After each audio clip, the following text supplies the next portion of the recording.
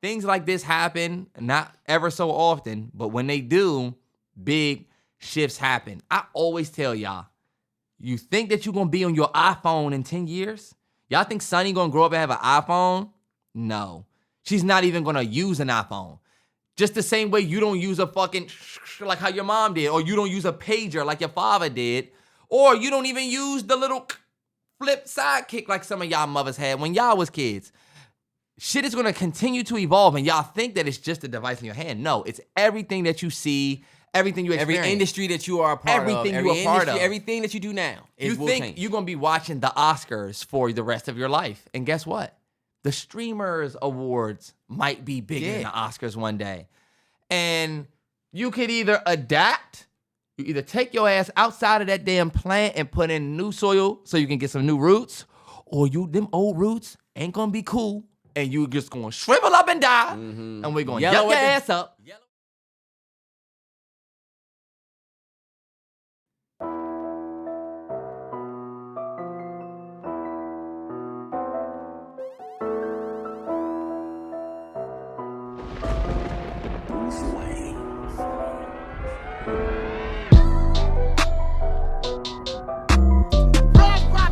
Tastes so good, make you want to slap your mama. Don't it, Willie?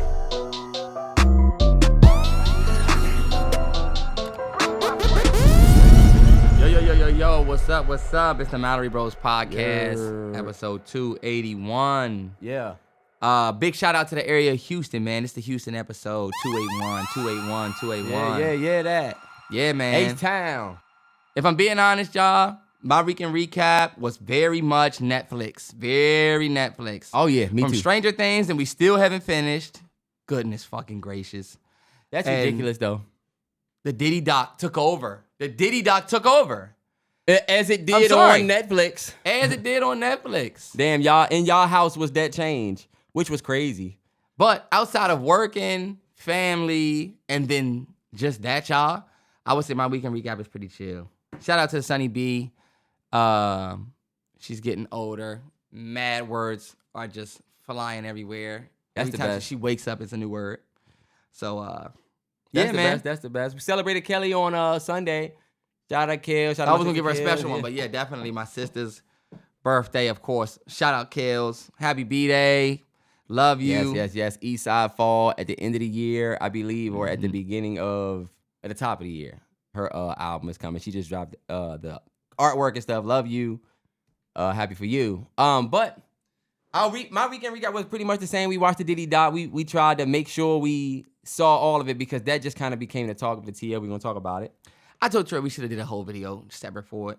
I want y'all to flood the comments when saying, y'all should have, because Terrell kind of showed the hesitancy to do it.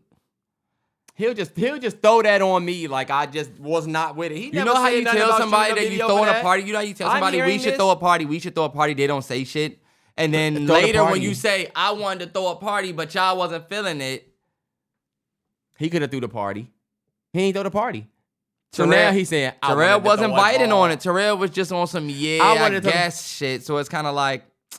Nah, you know what? That joint was actually good enough, though, for a full video. It was. But you know what it was? We didn't watch it together. And when I was telling Terrell we should do a video, the nigga had only watched the first 2 episodes. Them last 2 episodes added hella on to the I actually enjoyed the first 2 episodes more than the second 2 episodes, probably because I'm somebody that didn't keep up with all of the. Like, you remember when people were saying, we know all of this. I didn't know a lot of shit. Like, I mean, of course, like, I've known, like, the basic shit, but I didn't know all of the details. All I'm going to say is I wouldn't have wanted to do a video if it was just the 2, whatever. I wanted to do a video after I saw all 4. I said, oh, okay. Nah, yeah. Because the podcast, y'all, I'm sure y'all know, like, y'all be wanting us to talk about stuff, and then on here, we talk about it in a limited way almost. Like, we're not going to bleed the Diddy, dog. I can see you saying that. We're not going to bleed it. Yeah, because when you got too much to talk about in a short amount of time, then yeah. What are you gonna say when niggas say just do a 5-hour pod, nigga? Only reason why I say we need to do a video because damn, it was so much that happened. But outside of all of the, I got a little bit of a weekend recap. A couple things. I'm about to say still weekend recap. Shout out to my aunt Lynn. It was her 60th birthday. We celebrated her on Saturday night. Dropped by there. That was cool. My cousin Malachi came to town. Other aunt that's from Cali came to town. That was a great surprise. Nah, absolutely. Shout out my cousin Mally, man. We had a great call. We had a great convo. He's very much like me. Yeah. A lot of y'all are like me. But my weekend, the biggest highlight of my weekend, y'all, is potty training. We've been potty training, and it is the most humbling thing ever. You teaching somebody to, whenever we do groundbreaking shit, like, or not groundbreaking, but like what do they call it? Milestone step shit. It always feels like a weird, like, damn, this is really life. Life is really this. I no longer have a baby. We threw out diapers. So Damn. it's it's just a crazy feeling, bro. But that kind of consumed us for the weekend. Last thing I'll say is I put my Christmas lights up. I ain't gonna show y'all because I don't want to give away where I live. They look good though, y'all. But they look good. I feel good to do that on some real adult shit. It's the first time I've ever decorated the outside of the crib, on some, for the kids shit. So, all right, y'all, we're gonna start in music, man. Roddy Ricch album. Well, and this is something that happened kind of in the middle of last week, but we never got a chance to talk about it. And I think it opens up a dope conversation more so about maybe something deeper, who knows. But Roddy Ricch album was supposed to originally come out on December of 2024. Like last year, at the end of the West Coast crazy second half year, it was like, perfect time for Roddy to drop. That went from December to February. Then it went from February to April. And then it went from April to October, October to December, and now in December, niggas was literally tweeting, damn, does Roddy know his album is about to come out? And long story less long, the pre-save link is gone now, and it haven't really been much of an update on what's next, so people are just thinking that the album is canned or postponed again. But it just kind of opened up the conversation of why. And I wanted to, it's two niggas that have reviewed Roddy's music, love his first album. I put that down there to say, damn, what do you think it is? I'm gonna ask you, what do you think it is? I don't know, man. I feel like these niggas that had the opportunity to like take the West Coast to really do the victory lap for the West Coast after Kendrick, dropped GNX. I feel like GNX was like all right, bet everybody behind me type shit. I feel like Roddy, you could have dropped after the beef. I feel like last year we were like, oh, well, you wanted to drop, but then the beef started. I feel like the West Coast went up, and me and Terrell talked about it. It just seemed like the West Coast niggas didn't really take advantage. I'll ask y'all. Kendrick drops, and like, we should have got a Schoolboy Q mixtape. We should have got a mixtape from everybody from TDE to take advantage of this. Nah, yeah. We should have got, like I always say this, we should get a Doechii Kendrick collab. What are y'all waiting for? Anyway, what's the wait? You know what I'm saying? Yeah, what's the wait? It just seems like we're letting the all smoke of clear. Kendrick's, the West Coast, we right now. Nah. Y'all niggas all started chilling. Mm-hmm. Like, I don't know if everybody is afraid of Kendrick's, status or like what he's doing. And Kendrick is low-key out, and Kendrick low-key dropped his album, but then got out of the way. Went on tour. He like ain't, everybody does. He got out the way, and there was room for you niggas. That's why, coming back to Roddy, it should have been a West Coast celebration, yeah. Yeah, it was like, oh, Kendrick dropped November, Roddy coming back December, maybe we get somebody else. But just back on Roddy, Roddy is a product of what I feel like is like one of the first successful, like, Twitter cancels. This happened to you because of Twitter. You know what I'm saying? Like the way niggas went in on his last situation. He was one of those first, even before DaBaby, Roddy was one of the first people that people started to like pick on for their music. Am I remembering that right? Why do I feel like Roddy put out his project and then his next project niggas already hated him? What happened in between? Nah, what happened with Roddy is I feel like Roddy put out Please Excuse Me for Being Antisocial, right? That was the one, right? That was the one. I don't think bruh dropped for like 2 years. And that put heavy anticipation on what was next because Please Excuse Me for Being Antisocial went number one. You're exactly right. You waited a minute to put the next one out, but Terrell, the thing that happened is he was testing shit on Twitter, and that's where shit went left. He would post a song and be like, yo, this one about to be on the album, and niggas would be like, this is ass. Nah, yeah. Then when the album came out, people ripped it apart, man. And honestly, Roddy, I swear, that was 21. Think something happened where either maybe Roddy, bro, sorry if I'm speaking on you, and it's like that ain't even what happened, but like, I feel like I'm a little foggy on it all the way. No, I feel like when he started getting the backlash from the tracks. Remember, he deleted his whole Twitter. And Oh, I remember we remember were that. saying that let niggas know that the shit was getting to you. So now Oh, when I you came remember back that. with the album, everybody tried to trash. You know what I'm saying? And we have potted about this a bunch of times Yeah. over the last 3 years. But like, that is what's crazy. And then we did feed the streets 3. Remember that? Remember the letter to my son joint was at the end. We did the Feed the Streets 3. We did. That was the joint that had the Stop Breathing joint, the Belly of the Beast. Anyway, even back then in 22, if you go back and look at that reaction, we probably say something along the lines of, yeah, you know, his last one wasn't good because we said Terrance fucked with the Live Like that was when you Fast said joint. I actually liked it. So like now we going into 26, 4 years later. I think he's just frying himself with all these different drops, all these different. I feel like you're doing nothing but building and building and building more and more and more anticipation. It's like a mountain of anticipation now on this album. Not even that people want it now.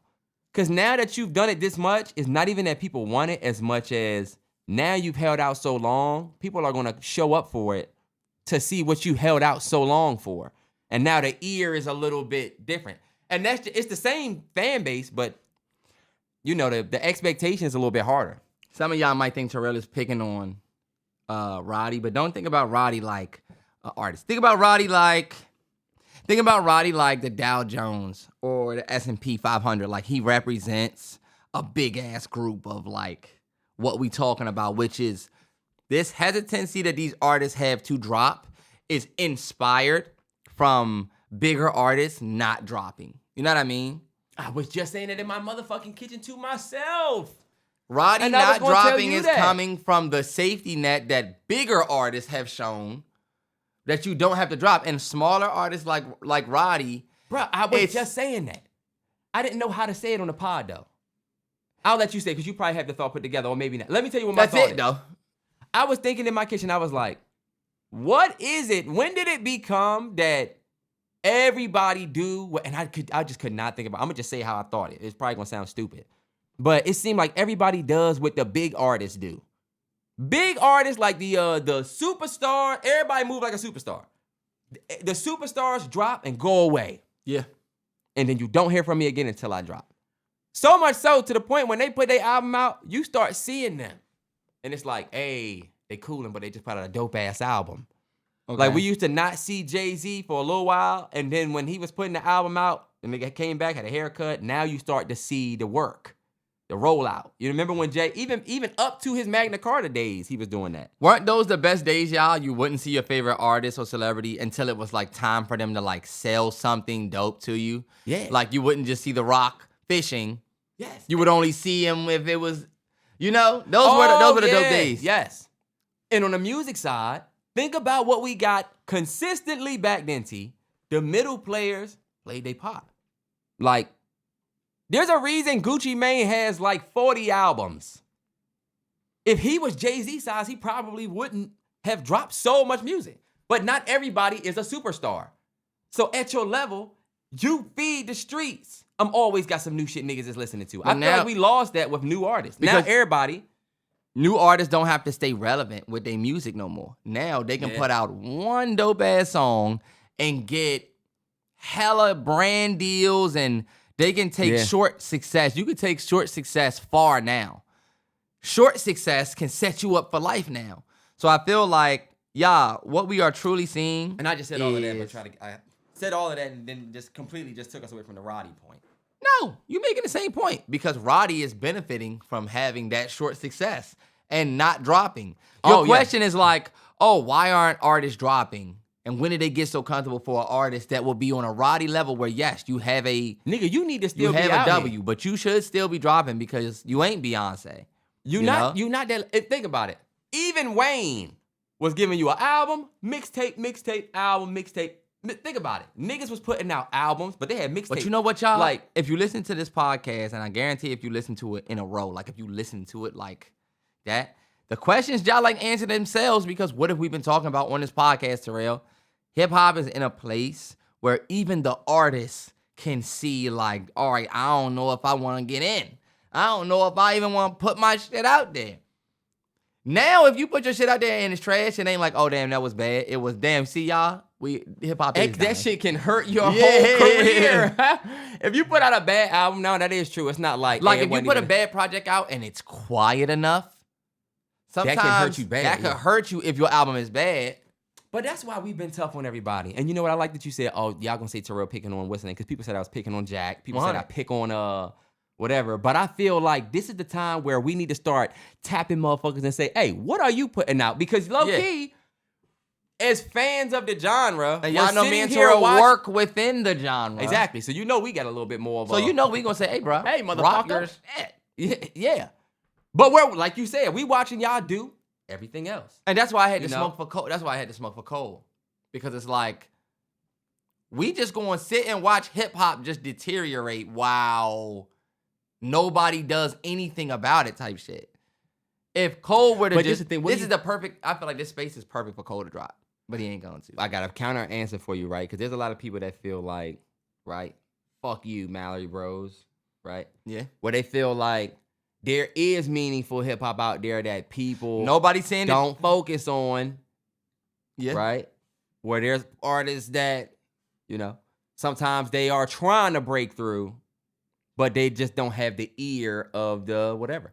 I'm not the type of person that's thinking that you could always tell somebody that it's a never ending. That is the most, to me, it's a cheap answer because but that's outside the combo we having. You like the nigga that's talking outside the barbershop. Boom, boom, boom, boom. Go get in your car, nigga. You still got the white tape around your neck. No. I feel like that's a good question. Here.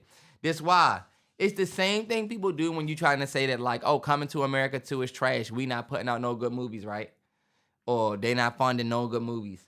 You always gonna have the person that's like, oh, please, there's plenty of good movies. You're just not watching. Then they'll name 4 movies you've never heard of ever in your life. And guess what? They're selling your point that we're not funding good movies. You're not wrong. Yes, there is great hip hop out there. You fucking know it all. Just like there's fucking great movies out there. But the reason why we're not even fucking hearing them is because the genre is hurting. You ever thought about that? Don't you think if these movies or music was so good, well, y'all think all of this shit is just good as fuck and just silent? No, when it's good, we hear about it. Like, we do actually hear about the good stuff. I think y'all don't like that people point out the fact that, like, we're not getting a certain amount of it like we used to. Because the indication that a genre is dying is low-key depressing when you think about it. Especially if you're a very big fan of it. Think about some of these people But that's the thing, though. Imagine, like you were saying, imagine you was a Roddy Ricch stan. You had your whole page set up as Roddy Ricch. Damn, what are you doing these days? Or Jack Harlow. What the fuck have you been doing the last 2 years? Just kind of sitting around posting the old joints? You know what I mean? But just like Roddy. Because Roddy put out the, what was that, Survivor's Remorse or something like that? It was a single, remember? Snuck the blue cover joint out. We fucked with it. We did it over in, at the pen. We did that. Jack Harlow was another one that, like we said in the last joint, he been putting out the little singles, but niggas, like we said, projects are coming far and few. And just to bring it back to the Roddy point, right? He has now pushed this project out and out and out. I don't think it has anything to do with necessarily anything beyond the mountain of expectations that he has set. And the first time, I think February, it was kind of like, okay, I think some sexy songs dropped and it was like, damn, Roddy, and then Roddy pushed.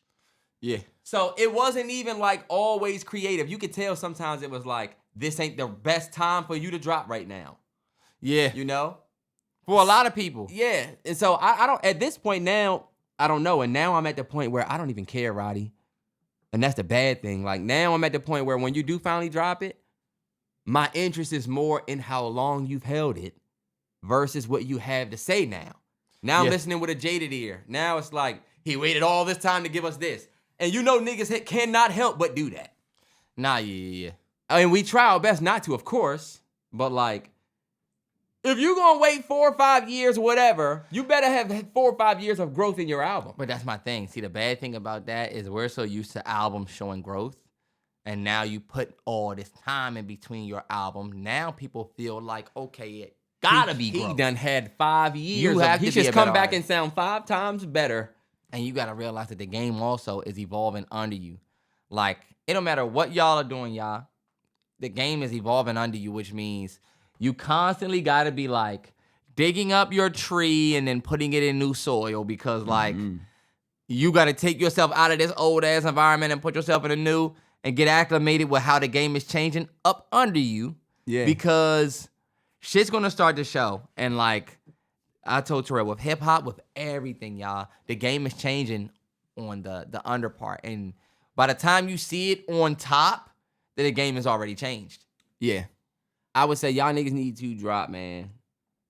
Shout out to Playboy Cardi. Not everybody is Cardi. Cardi took all of that time off, dropped his album, and charted the whole 30 songs. 300K. He's what I would consider this generation superstar. You still need everybody that's just flooding the streets. I'm sorry. I guess it just doesn't exist anymore.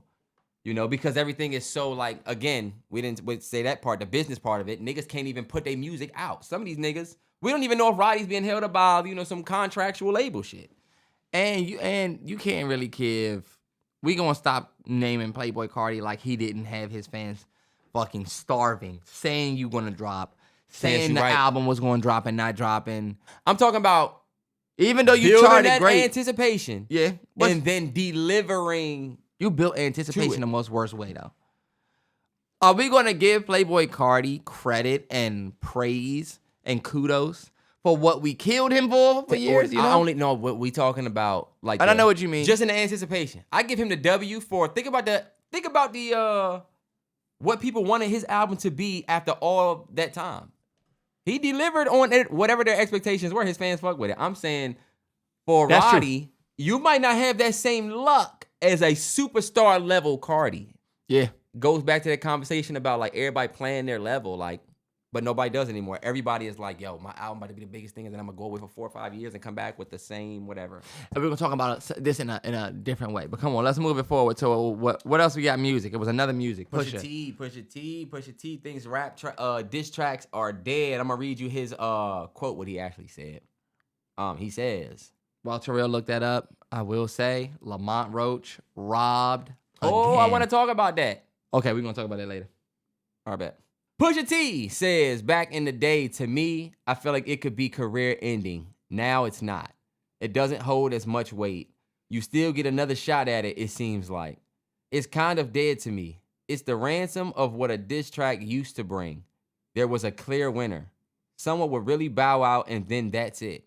The last man standing.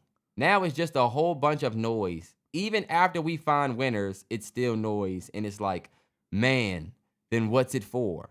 And so we're going to talk about two things, right? Because I don't want this to just be a what is Pusha T talking about thing. I wanted to more so try to give credence to exactly what he's saying. Because it was a lot of people that were basically saying, you just basically put out a diss track that Travis Scott. Oh, okay, yeah. So be it as low-key a diss record. You cried in front of me. You died in front of me. I mean, yeah, but it doesn't change what he's saying, which is that they're dead. Exactly, right? So we're going to talk about that. But I'll tell you what I heard first. And this is just keeping it all the way above. I'm agreeing with the people that say this sounds like Drake is still doing him and people fuck with him and I don't like it. So now I'm about to just say diss tracks are dead. Because to me, back in the day, I felt like it could be career ending. Now it's not. Right? It doesn't hold as much weight. You still get another shot at it. Like there was a clear winner. Somebody would really bow out, and then that's it. We can't take what he said too serious. I feel like he must have been talking to Taylor Rooks or somebody. You know how niggas talk to Taylor Rooks or you know, Malika Andrews, and they get all funny in the answers. I don't know who he's talking to when he says that, but I mean, like, I'm trying to find all of the battles where that happened. Because most of the battles, in most of the battles, there's a story, and then there's people that still think what they think about one side, just like the battles that have happened now. Just like some of the battles that you are part of, Push. Like, your battle was clear because they determined it that way, but there's still people that talk about the records that y'all put out to each other so far as the diss tracks. Not the beef itself, the tracks. But do you disagree with what he's saying, though? Do you disagree that at one point they used to be career ending and now they're not? Because yes, he did do it. He did them, and he's not saying he never did them or didn't even just do one. He's saying that now they are not career feel like- ending, and that's because I feel like hip hop in itself isn't career building anymore. But that's you niggas aren't building careers from hip hop. Y'all niggas I don't be want this to be a whole pot we pick on hip hop. all I'm gonna say. That's my only point though. But Hip I'll say this, T. hop is not career building like it used to be. You got to do hip hop and you got to be polarizing in some type of other way. Sure. But so far as diss tracks, I feel like it's unfair for Pusha T to say that diss tracks are dead, right? Just it's because he unfair just for you did to say one. that because Not Like Us just won a Grammy. And Not Like Us just won we just celebrated the biggest diss track of all time last year. Like we just talked about how last year we had probably the height of diss records ever last year. And last year's Not Like Us definitely like proved that it can be very career altering. Yeah, I feel like all you doing is tainting y'all are showing that y'all are bothered. Like, and I hate that niggas are doing this. Y'all got him. You did it. Y'all got this nigga. How is this not? I'm saying it. Y'all niggas gotta move past it. You think Like, this is them on Drizzy? I think. What if he was just answering a question about diss tracks? Okay, this is my thing. It's the ransom of what a diss track used to bring. There was a clear winner. I don't even think that's true. Look, somebody would really bow out, and then that's it. Look, now it's just a bunch of noise. Even after we find winners, it's noise. And like, man, what's it for? Saying that now, after you just put out a diss track to Travis Scott, you obviously are mad because the niggas that you want gone aren't gone. And we all know who that is. It's the one nigga you can't really No, but my thing is like also, you make a good point when you say, what battle did we have a clear winner and one person bowed out? Yeah, give me, no, and not just one. Since this is how this is how diss tracks normally go, give me the examples of how this was way different and now it's dead. Like, come on, bro. It's basically the same thing, and you're still making diss records. So it's like, I feel like it just felt kind of salty. I also feel like you can't say that. I feel like you taking away from Kendrick's win by even saying that. You're literally. But you see how you talking about all of that? You talking about the past, low-key. We talking about the height of diss tracks was last year, and now we got a nigga saying. What if now what he's saying is true? What if now what he's saying, since the way that y'all niggas reacted to good diss tracks, because it ain't like y'all was listening to the diss tracks for the raps, y'all was listening for the noise, and it was a lot more noise last year than it was all about hip hop. He not saying hip rap. He not saying These joints saying hip hop. He ain't saying these ain't hip hop. These niggas ain't rapping no more. He said that they ain't there. Look, there's not a clear winner. There's not a. He said it's now just it's a noise. bunch of noise. Even after we find winners, it's still noise. If Pusha T didn't say it and somebody else said it, they would have Terrell ear a little bit more. But because Pusha T said it and he did all of that dissing, I feel like we just. You feel like right message, wrong messenger, or you feel like wrong message, wrong messenger. I feel like you're saying something that's not true. Okay, yeah. You Whether feel like you wrong saying message. it doesn't matter if anybody, it doesn't matter who said it, right? Yeah. It just also, you saying it makes it like, nigga, you saying it makes it even more of a conversation because, nigga. Put y'all thoughts in the comments. Not going to stay on that for too long, Not going to y'all. bleed it, man. But I feel him, though. I feel him. I'm not saying that I think diss tracks are the best thing ever. We did have the Joey shit, right? That was fun. But this is the thing. The niggas that say they love hip-hop not dying. We got great hip-hop. We got this, we got that. That champion these records, especially a record like Not Like Us. I don't see how y'all can talk about the success of a record like that and then agree with this. That they're dead and it's just unless you a nigga that just mad that Drake is still out here. But he's not. You don't feel weird saying Drake is still out here just because what, he's breathing? The nigga's not dropping shit. That nigga's the most streamed artist of the year. That's when he said, you're saying this right when we find out Drizzy got the most stream of the year for the what's the name? Rapper of the year. So it makes sense that it's like timing.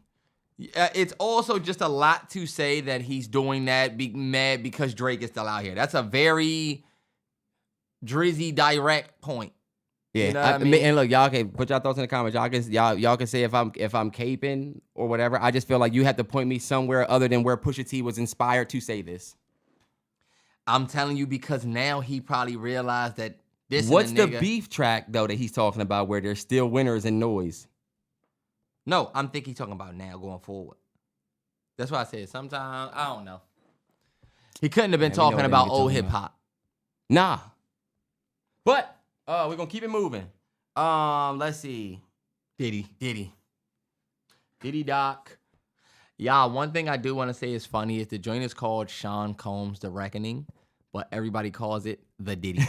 I told Terrell on, that's the funniest shit ever. Guess what I was watching last night? Diddy Doc. Motherfucking Diddy Doc. It was crazy. It has a permanent name. And y'all, how crazy is it that joint is the #1 TV show on Netflix? Do y'all think that Stranger Things was expecting that? Hell no. After years of coming back in your All of that second work, week. and we're losing to Diddy? Yeah, and it just goes to show the power of the TL. People, it's so funny. Some of the niggas was online. Fuck you niggas. They was like, Terrell's the only one that says TL in real life. Bro, Apparently, timeline. you're supposed to say timeline. It's the power of the timeline. Y'all done abbreviated every damn thing on the internet. Anyway, you do this. You take years for this season. You build so much anticipation. Literally one of Netflix's biggest originals of all time. And y'all second place to the dot. It goes to show the power of like whatever the TL say to talk about. Yeah. It's gonna be the swing. And it was Stranger Things. We talked about in a week. Stranger Things. When we did the podcast, Stranger We Things did a was pod last one. week and said that what's the name was coming out. We said the Diddy Doc dropped today. We said it was coming. Yeah, where you want to start, T? Let's start with, when did you watch? Me and the fiance watched it, of course. And I mean, I know that y'all have seen it, so I'm not going to sit up here and give y'all a summary of it. But one thing that I will say is it was very telling, the early parts, those early episodes, as to the why, he may have been the way that he was, without saying too much. Nah, No. yeah. That first episode where it showed up like how he was raised and stuff like that, it was like, oh, okay, bet. Like, Nah, yeah, his mom was a monster. She was a monster. His father wasn't there. He was a gangster. He was a monster too. I'm just saying, the way they talk about her raising him. the way they talk about her raising him, when you look up like domestic abuse and like manipulation and stuff like that, they come from people who are raised in an environment like that. Where Yeah. you might have been raised single parent, not too much love, more so duty. And then his father being a gangster and him trying to figure that out in his life. And then look, did you see that part where he was like, I felt like I've had fun. I forget what he said. He said, it was almost like he said he was happy about it. He was like, it was almost like something that I had been waiting my whole life to figure out. I had finally got it. Where when I found out I was the son of a gangster, it's like, that's a weird journey, bro. That is a weird journey that comes with some trauma to prove yourself in certain ways. What if you found out that dad was the hardest nigga from DC, hardest ever? Wouldn't you feel like the nigga talking to you would be like, nigga, do you know what's in my blood? Probably, yeah. And imagine you didn't never meet your dad. And you never met him. Just like now, I can create him to be whatever I want him to be in my head. You Yeah, know? I don't get his stories. I just build them. All I'm going to say is this, y'all. The Diddy Doc is one thing that I want to talk about the Diddy Doc. Man, I was getting ready to say, don't cut your how you feel short. No, because my thing is what I'm not going to do is what I did with Terrell, which is basically talk about what we saw, because I know y'all have seen it. Some of the things that still linger in my mind about the Diddy Doc is Oh, yeah, that's a good thing. After, what are you still feeling like you want to know? there was I told On, it felt like it should have been 2 more episodes, y'all. It should have been 2 more episodes. And What did you want them to cover I in was those two? thinking they couldn't have done the 2 episodes because then they'd be getting a little bit too far. But I was telling Terrell after we had this little debate that y'all might see on the BTB. Diddy is actually still very actively been out and about to be out. Y'all know how you normally watch a documentary on somebody. It's not normally we about to watch this documentary about Dirk. He get out in 50 months. We didn't get a Pusha T documentary. Yeah. Like, we don't get too many documentaries of, like, a mogul who goes away and then is about to get out and be out again. Was he? We got a few Diddy docs last year. Hulu. But you see, that's my thing. Netflix, that's the number one joint on Netflix is a Diddy documentary. Oh, you know what I'm saying? I think that speaks to how well done it was too. They really, because think about it, T. There's that, but Terrell, this is my thing. The world is infatuated with this show because we have literally seen Diddy in so much shit. Like, there are so many people that now when I see you, knowing you used to be hella cool with Puff, now I'm just thinking, what did you even see? What did you even see? Yes. That you didn't say shit about. And I'm not judging you. I'm just like, you used to go to Puff crib all the time, right? Nigga, did you ever walk past a room and think whatever? Or did you ever see him like whatever? And I know that's like, it sounds crazy. I don't think we have to allow ourselves to let Diddy now be almost like a Frankenstein. We got to talk about the show. We got to talk about the media. And it's funny because you see some people still wanting to play the middle. And like, I'm not gonna pick a side or yeah. I feel like if you agree, I've seen enough to be able to call bruh a monster confidently and not fear a future bad boy contract that I might have wanted. You know, like. Oh, yeah, no. And I don't think the nigga gonna send a hit out on me, hopefully not. That nigga got a long list of niggas to get to before us. Shoot, they was giving it up crazy in that documentary. That's what I'm saying. And you know what? But bruh is definitely a monster, yo. I got a daughter. No way. He had to see me. You would be seeing me. Man, I have a son. And I feel the exact same way. Damn yeah. Because what it really tells you is how somebody can get to a certain level where they have so much power and influence and money that it's crazy that he just felt like he could get away with everything all the way up until the way they walk you through the years of shit. We ain't even talk about the Biggie shit. We ain't talk about the Pac shit. We haven't talked about the girls that he done, this was this person's side and he really wanted them. All of that is happening, right? You get to 2024 and you would think that he would be this person that's like, oh shit, I'm not y'all need to get me out of this. And when they sold they did a good job of putting out that little teaser where he's like, we're losing. Because I thought the doc was going to be Diddy panicking because they about to go to jail. Same. Right? Never looked panicked ever.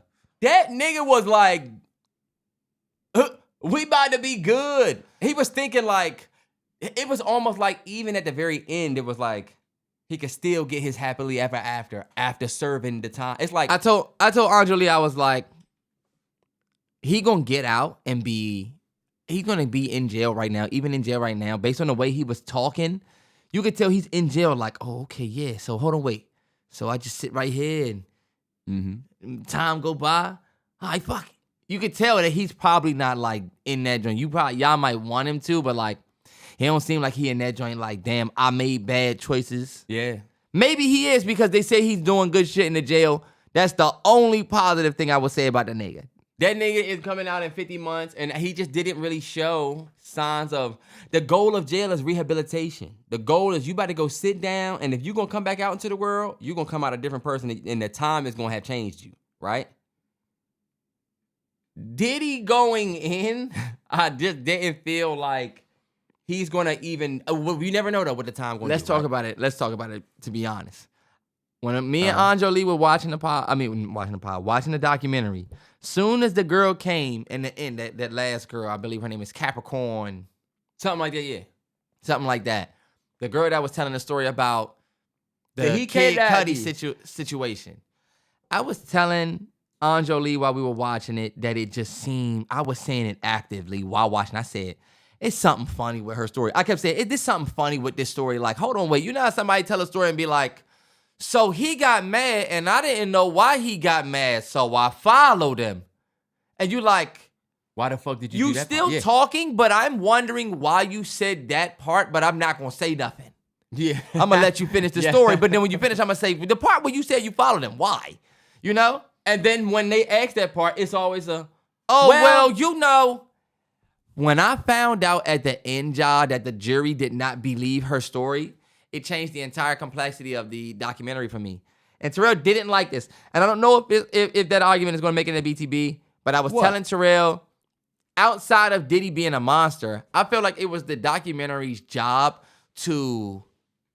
because it's called Sean Combs: The Reckoning. This is not Sean Combs, did he do it? This is not Sean Combs, the mystery.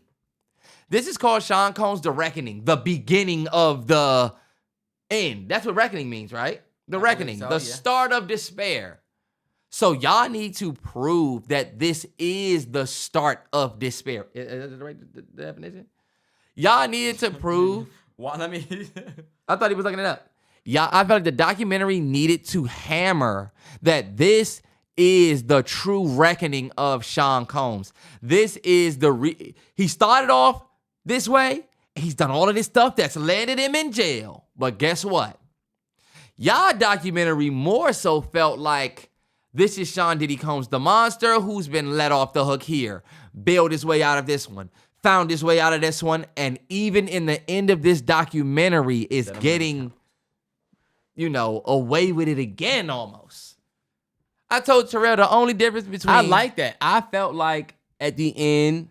Well, this is my thing. At the very end of that documentary, I did not leave thinking Diddy was so much a monster as much as I did leaving thinking, damn, so they didn't believe Shorty's story. And now there's this conversation about her story, but I feel and like stuff like that. And I was telling Terrell, I just feel like ending your documentary on that note artistically was my only criticism. And I agree with that. I told the GG about the same thing. And I said, thinking about what Terrance said later, because I was receiving it like, how could you not think he was a monster after all of that just because they put the jurors at the end? Right. But when I think about the creative decision, why didn't they show us those jurors and their accounts earlier in the doc? They very strategically put that at the end to open the discussion for what's the name? Because they knew they had painted him as a monster, but they knew we can kind of create conversation if we don't all the way tie the ribbon tight and leave it a little loose, and then it comes to open, and everybody can open the box. What they're doing is they want to put the hat in front of you, and they want you, the viewer, to reach in and grab the rabbit out. I love that though, but this is my thing. It has to be a rabbit when we grab it out, not a rabbit's foot, not something different. I think the bad thing about the mystery of the way that they did that is like, I want y'all to think about if this wasn't Diddy, right? Imagine you watch a documentary about a man who killed this person. They said he killed this person. They said he killed this person. They said he killed this person. The fucking, oh my God, Terrell, the staircase. Think about how they made that dude. They made that dude in that documentary a monster all the way up until the end, Terrell, where they said, okay, look, it could have been a fucking owl that did this whole shit. There are still people, Terrell. That ain't how it ended. Terrell, oh my God, have you not seen it? I don't think I saw the last episode. Terrell, oh my God. The last episode, oh my God, Kathleen. They swore that man killed his wife. I thought he did. We never finished it. Terrell, oh my God, no. She was literally attacked by a owl in her Terrance, front yard. Crazy. Terrell, I swear to God, that's how the joint go. That is not how that ended. And this is we never finished that. That is exactly. That's not how that Terrell, ended. I swear to God, and that's why I'm bringing this up. Because the Diddy documentary ends on that same note where instead of me believing that this dude... Man, hold on, whoa. Let me not say that. I'm getting ready to say. I'm not going to say there's no way those jurors peel back everything you saw in those first three episodes. No. See, I'm wrong by saying... And I don't want it to come off that way. And it won't. And that's why I was even coming back. They didn't not make me believe he was a monster. You just ended your documentary on a note that there was doubt. You ended every single episode by saying... He was never tried for this, and when asked, he denies, because I was telling Anjali, you have to have a certain level of, hey, we just making this movie about him, but they never really found him guilty. Yeah, T, but I feel like what you saying is... Well, go ahead. My only point is that, just like the staircase, viewers who aren't so infatuated with the Diddy story, who won't be so easily grabbed like the jury wasn't, they are going to now end that documentary on the same note as the jury, which is... Why he say jury like jury that? Or jury. Jury. J-U. Let me talk, Terrell. I feel like the nigga not even letting me talk. Terrance, you going forever. I'm trying to finish and you keep saying shit. If I did it to you, you would say I wasn't letting you respond to hella points. Go ahead. I'll let you get your shit off. All I'm saying is I feel like the documentary ends on the same note that the trial ended, where we feel like a monster was let off instead of... Because my thing is, if y'all knew he was going to get let off the whole joint, I told Terrell I felt like the documentary should have started with the jurors or started with with that, and then you make the monster. My argument to Terrance in that whole debate that we have was what he doing right now is nitpicky because I feel like it didn't necessarily matter in terms of the story they were trying to tell. I thought it went back to are you critiquing the film you saw or the one you wanted to make? Because while I agree with him that they could have moved the jurors to the front or back, statement. I just feel like it didn't. Nobody on the TL is talking about how this could have been not earlier, true. Terrell, hold on, wait, Terrell. Literally earlier, you just maybe I overtalked, but you just said that you were telling Gigi that you agreed with what I said. No, I agree with what you're saying about how creatively they could have done something. But different. I'm literally making a creative point. I feel like it's also nitpicky. You agree with the nitpicky point.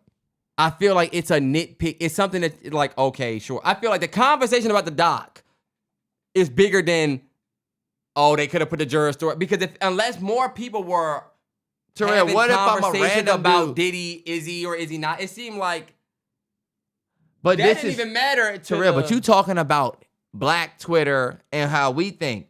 This is going up on Netflix where it literally ends with why is what am I thinking only Black Twitter? Because you just made it seem like you said nobody's thinking is he. Bro, this is now on a national stage where not everybody knows about Diddy and ending it with a jury saying... Tim, what I'm saying is I didn't see any... I saw some people talking about that, but I didn't see anybody now thinking, well, I don't know Terrell, what to think about Diddy now because of the jurors Terrell, at the end. I am not making points based off what I saw.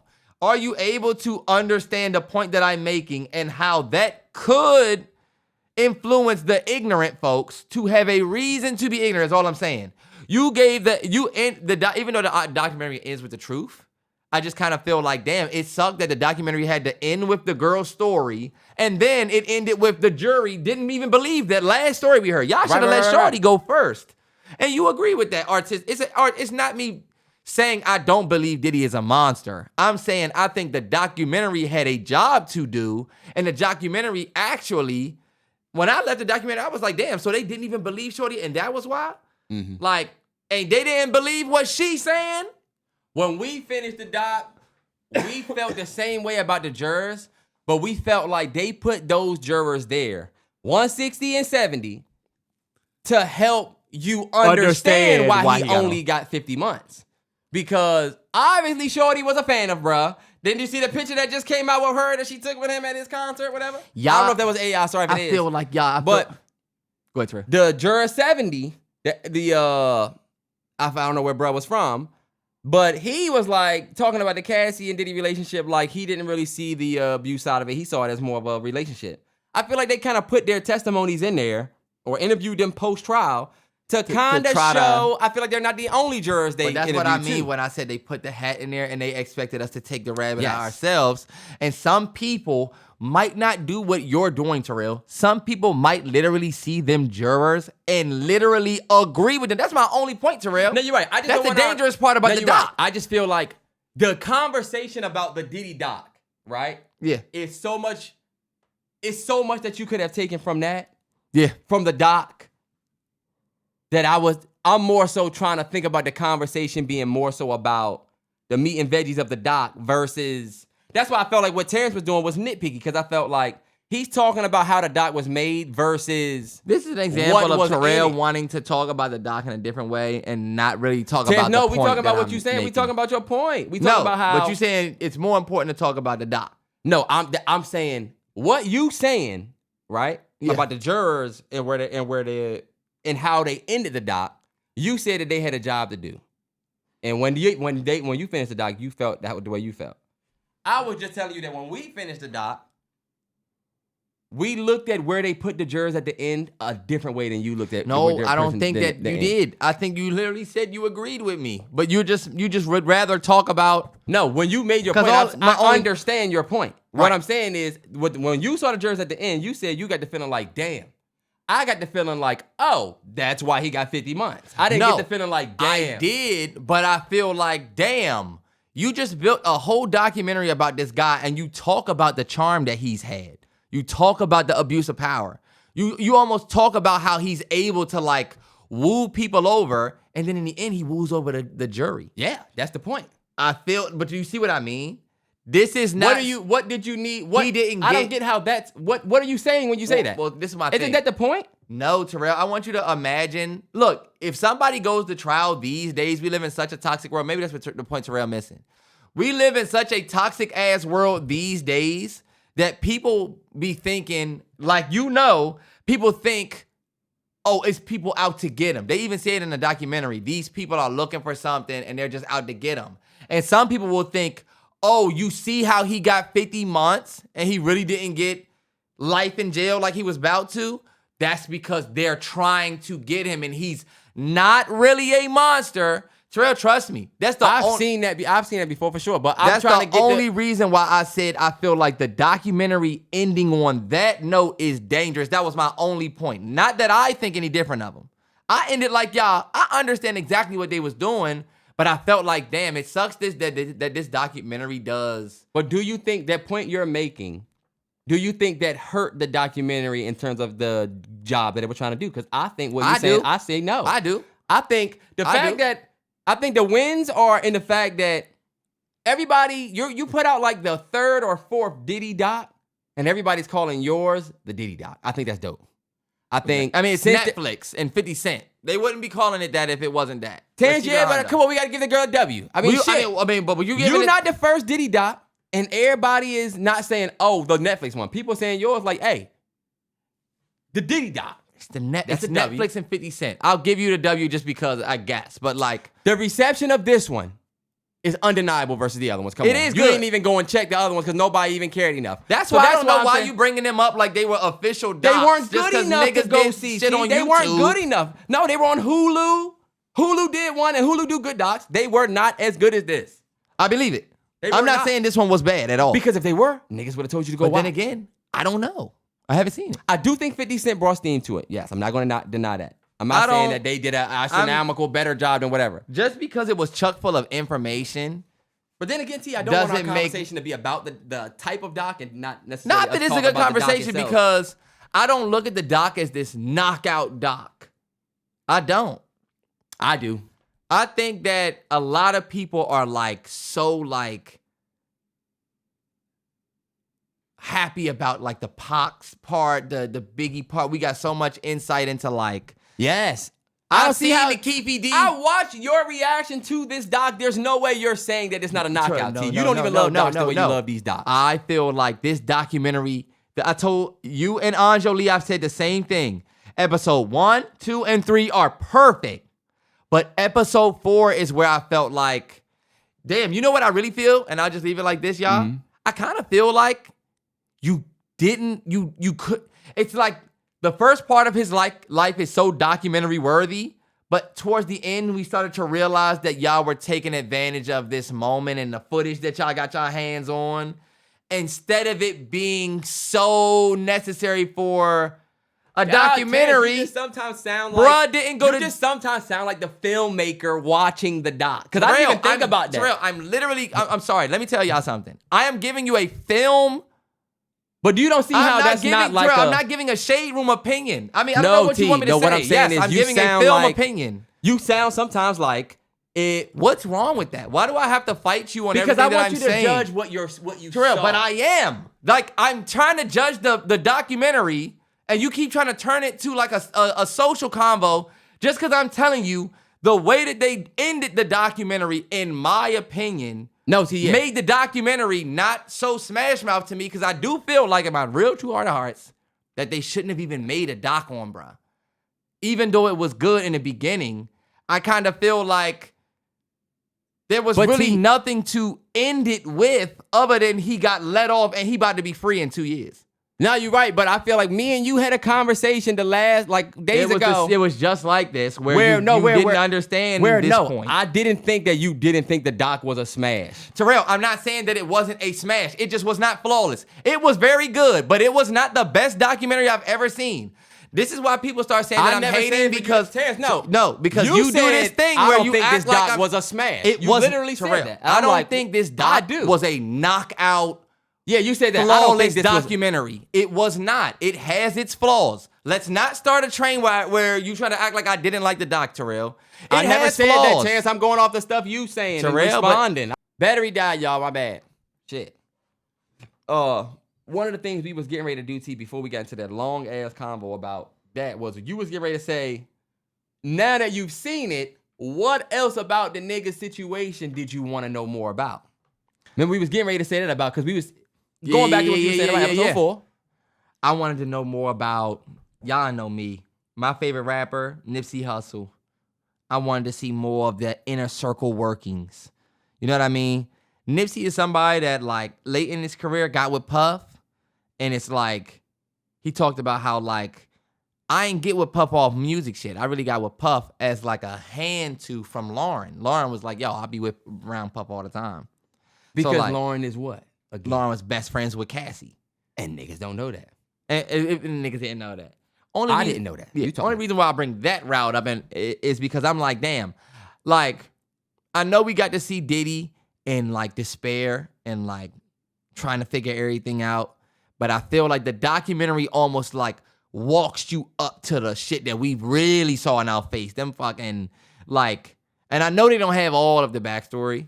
They don't have everybody, but I'm like, damn, y'all, we've seen so many celebrities from Meek Mill to fucking Rick Ross to a lot of artists that we just rock with that have been hand in hand with Diddy. Jay-Z, I'm not gonna be afraid to say Jay and Beyonce. Like, we're missing from that doc. It's like that's what Jay-Z was that's what made me somebody think. that was like, you were nowhere, your face nowhere in this doc, and then me just knowing Puff is knowing you. You know? I can separate y'all, of course, because y'all are different artists, I got different fans. I don't think Jay-Z is the monster that Puff is. I can't put that on his jacket. It was just, you're not in any of the pictures. You're not in any of the things because, of course, they probably tied that shit like a damn ribbon to avoid lawsuits from everybody. And that's also probably a reason why we probably couldn't get certain detail. But it was talent. It does make you think, you said in the beginning, it make you think about all the people that were super close to Puff and not about what they did, but what they might have seen and been cool with. Yeah, what you know? seen, what you might have been cool with, or what you seen and wasn't cool with. I'm not here to basically try to put anything on anybody that was close to Puff, like Ross or Meek. Just like, it does make me think, damn, y'all, we saw Puff on and involved in so many things, from B2K, from, like, ever since I was a young nigga, Puff has been... He's been everywhere. Movies, everywhere. TV, knows white people. Movies, P. Diddy. Oh, he's TV. P. Diddy. Remember P. Diddy? P. Diddy. They Like- love him and have definitely been to his parties. Uh-huh. That's why that was the biggest thing, y'all. We're literally watching all of these people. Can y'all imagine what Hollywood even feels like now? Watching that doc and just probably saying, oh, fuck. But see, you know what? In a perfect world, of course I would love to see J-Lo in the doc. Of course I would have loved to see Rick Ross. And I'm not saying... Of course I would have loved Meek to address the pool shit. What's up, daddy? Yo, daddy. Of course I would want to see certain people, but that's if I was to make a perfect doc. And of course, I knew that with all of the legal that goes into this and people still alive, and it's easier to do a doc around niggas. When everybody's gone, whoever makes the doc in 2090, when everybody's dead, it's almost free reign to talk about anything. And you see why that's where I feel like documentaries should live, where you can really take the depths there. Because you see, that's where my conflict it lies here. The story is still going. Nah, yeah. Oh, see, I did want to say this, and this is something that I told Gigi. I want to know if you thought the same thing. Hold on, wait. Right, Before we move past it's about the doc. I did feel like in a documentary that it was fucked up. That, like, most of the people that we heard from was, like, low-key sexually assaulted by Diddy. In the end, we found out that even most of the men we heard from was just, like, involved in some foul shit. And it just lets you know, damn, bruh has a long-ass list of victims. Yes, bro. And it's like, damn. Even from the early part of his career. The scary part, though, I was talking to Gigi about this, right? And I don't know what all went into the recording process of everybody's testimony, right? We just found out that Diddy got this 50 months, right? You know how the filmmaking process go, T. They had this. I might have been working on this documentary for 2 years. I might have talked to this motherfucker who telling me this. at the top of the year when everybody thought Diddy was not coming home. He gonna get 15 at least. He probably, they probably gonna lock him up for whatever. So I'm thinking, can you imagine, or did you think about if any of these people might have given their testimony? And then the filmmakers are doing this, he got 50 months because y'all didn't put the documentary out until now where you can protect yourself. But the film industry is raw, y'all. If you sign the paper and we have your testimony, it don't matter that now he getting out in 50 months. You're going in this doc. And we gonna make this money that we gotta make back that they already done, we done paid for this. And guess what? Do y'all think these people are going into a protective custody? No, that's the scary part. They're going home. And this nigga coming home in 50 months and... Y'all keep saying 50 months, but if Diddy already has time served one when he got 50 months. Good behavior, he'll probably do. Good behavior. 2 years. They said he's in there doing some type of program. They gonna let the nigga out. And he might get departed from. And that's what I didn't like. I told the Texas Chainsaw Massacre, it ends and it says, Buddy was never found. To remember, that was the scariest part of the argument, the whole damn movie. You watch the whole movie and then at the end it says, guess what? He was never found. I love that. You feel like them motherfuckers gonna come course. busting through your back door. And here I am. I thought I don't love it. Of course, it was real, but I loved it for the movie because it makes you go to your car. It makes you. It's think. A hook. It's another. It's a hook, bro. That is the reason why I said it was a very weird feeling I had at the end of that documentary. But I do want people to know, like, it was well done. I don't want y'all to think that I didn't like it at all. I just am more so worried about the world now, y'all, because y'all know something. People look for a reason to be a fan of somebody who is heavily hated. And I swear, it's the Heath Ledger Joker. It's the Joaquin Phoenix Jokers. It's those roles, I'm telling you, we see so many roles of everybody hates me, but I overcame my despair by, killing. That is something that I feel like people are really clinging to these days. Yeah. So these days, you'll see a Charlie Kirk get championed by a big group of people who just want him. They just want him to, That was the only reason why I said, damn. Are you seeing it, Terrell? Sick-ass, old-ass niggas are going to sit up there and try to make excuses for Diddy. It's not my place to give them any... But is it your place to speak to their... Because my thing is, I feel like it is a certain place for you to criticize the documentary for the fact that it is...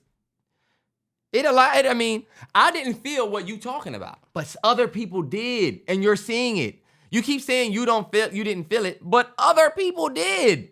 That's the whole point. I asked you, that's why I said it was nitpicky, boy. Because I said... I'm not seeing on Twitter. You look like I'm Sam seeing Witwicky, boy. Everybody saying bruh's a monster. And you look like Sam Witwicky. We moving on past the Diddy doc. Put your thoughts in the comments. Taking it to the film industry. Y'all, we got on this podcast last week, and before everybody was talking about it, putting some respect on our motherfucking name for being the most tapped in niggas you listen to. Told you niggas about this Netflix deal, and could have told you a week before I had on the doc. We didn't get to it. But we told y'all about the Netflix bid for Warner Bros, right?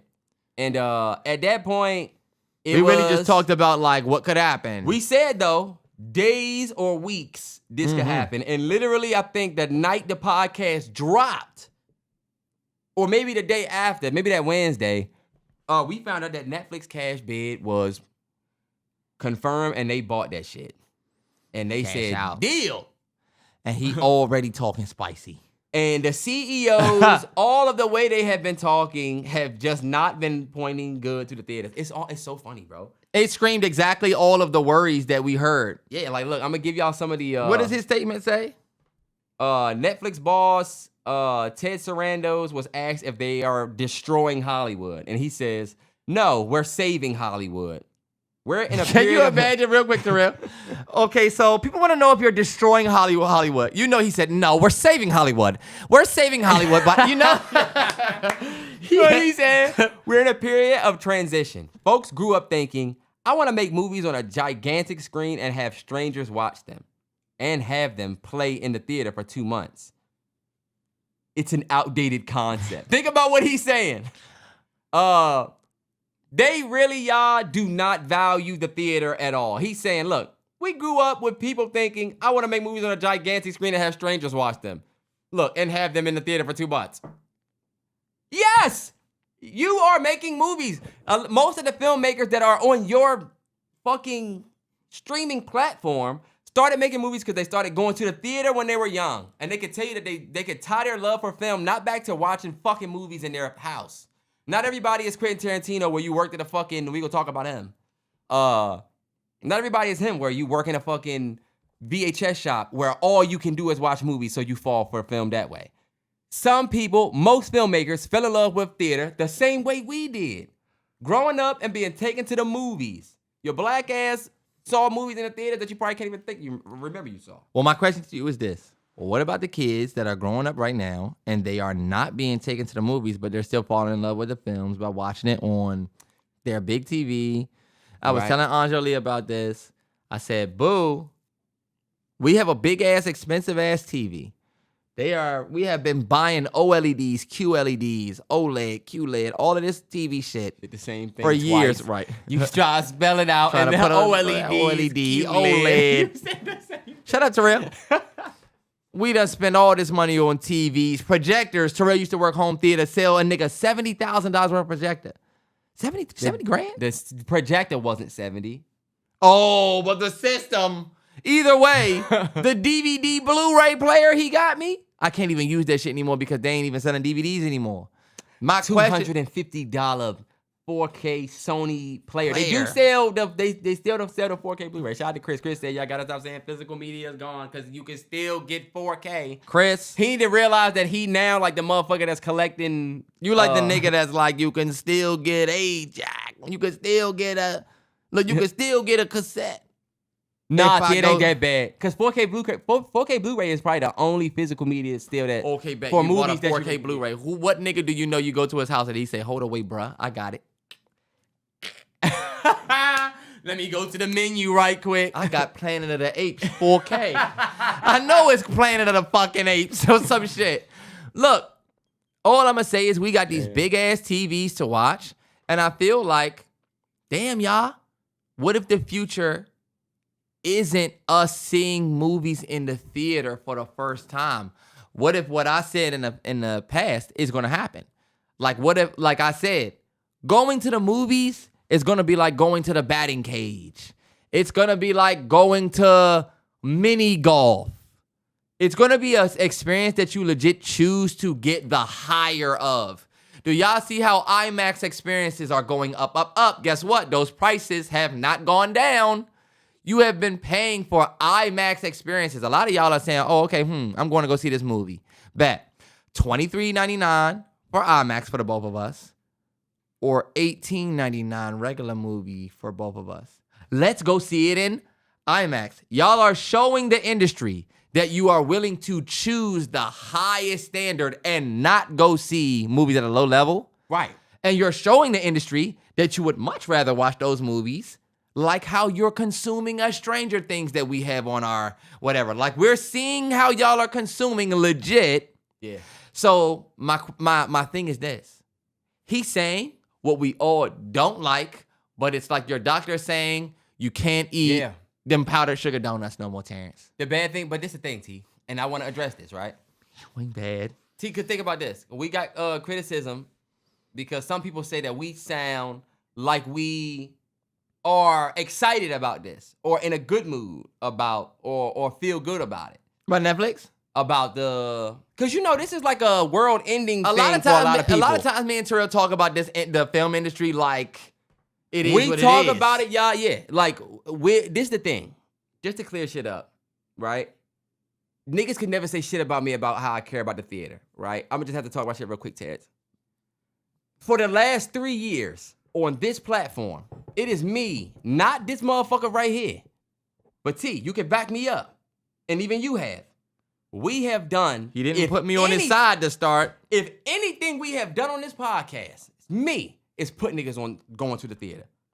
Whether it's The Look, Cine Bistro. That's a fact. Motherfucking iPick. Warehouse Cinemas. Me and Gigi fell in love through the theaters, right? Y'all like on some just us shit. So when I'm talking about the theaters being under fire, like on some put some money where your mouth is shit, it's because there's a lot of people that's online that was like, yeah, Stranger Things. Yeah, we watching the new It. Yeah, Diddy doc. Streaming their life away and then going, oh no, I love the theaters. But it's like, take y'all ass to the movies then. Netflix is letting y'all know the numbers have swung. They're saying, I mean, what you're talking about is cool. Yeah, you guys love the theaters, right? Great. And movies are still going to come out in the theaters. We're still going to put them out. We're still going to put them in theaters. But you know how they say movies only make it a week and it's only think about what we say, right? Mickey 17 couple weeks and then it's on streaming. The argument that the film lover makes, right, is the film come out 2 weeks, it's bullshit. You can't go see it. I'm talking about the detractors, right? Yeah. Because real film lovers go see it in that first 2 weeks. If it's a film you want to see, you're going to make your way to see it the same way your black ass went to saw Scream or you went and saw whatever, right? When it came out.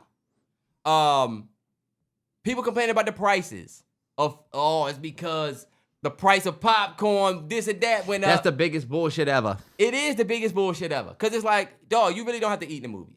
Half of y'all not really eating in the Most movies of y'all in the not first place. getting You're that going shit to dinner anyway. first and then a movie. Or sneaking shit in. Or you can sneak shit in. These young teenagers do not give a fuck. So I feel like it's a bullshit. If you love the cinema, that's not an argument for you. But The popcorn one.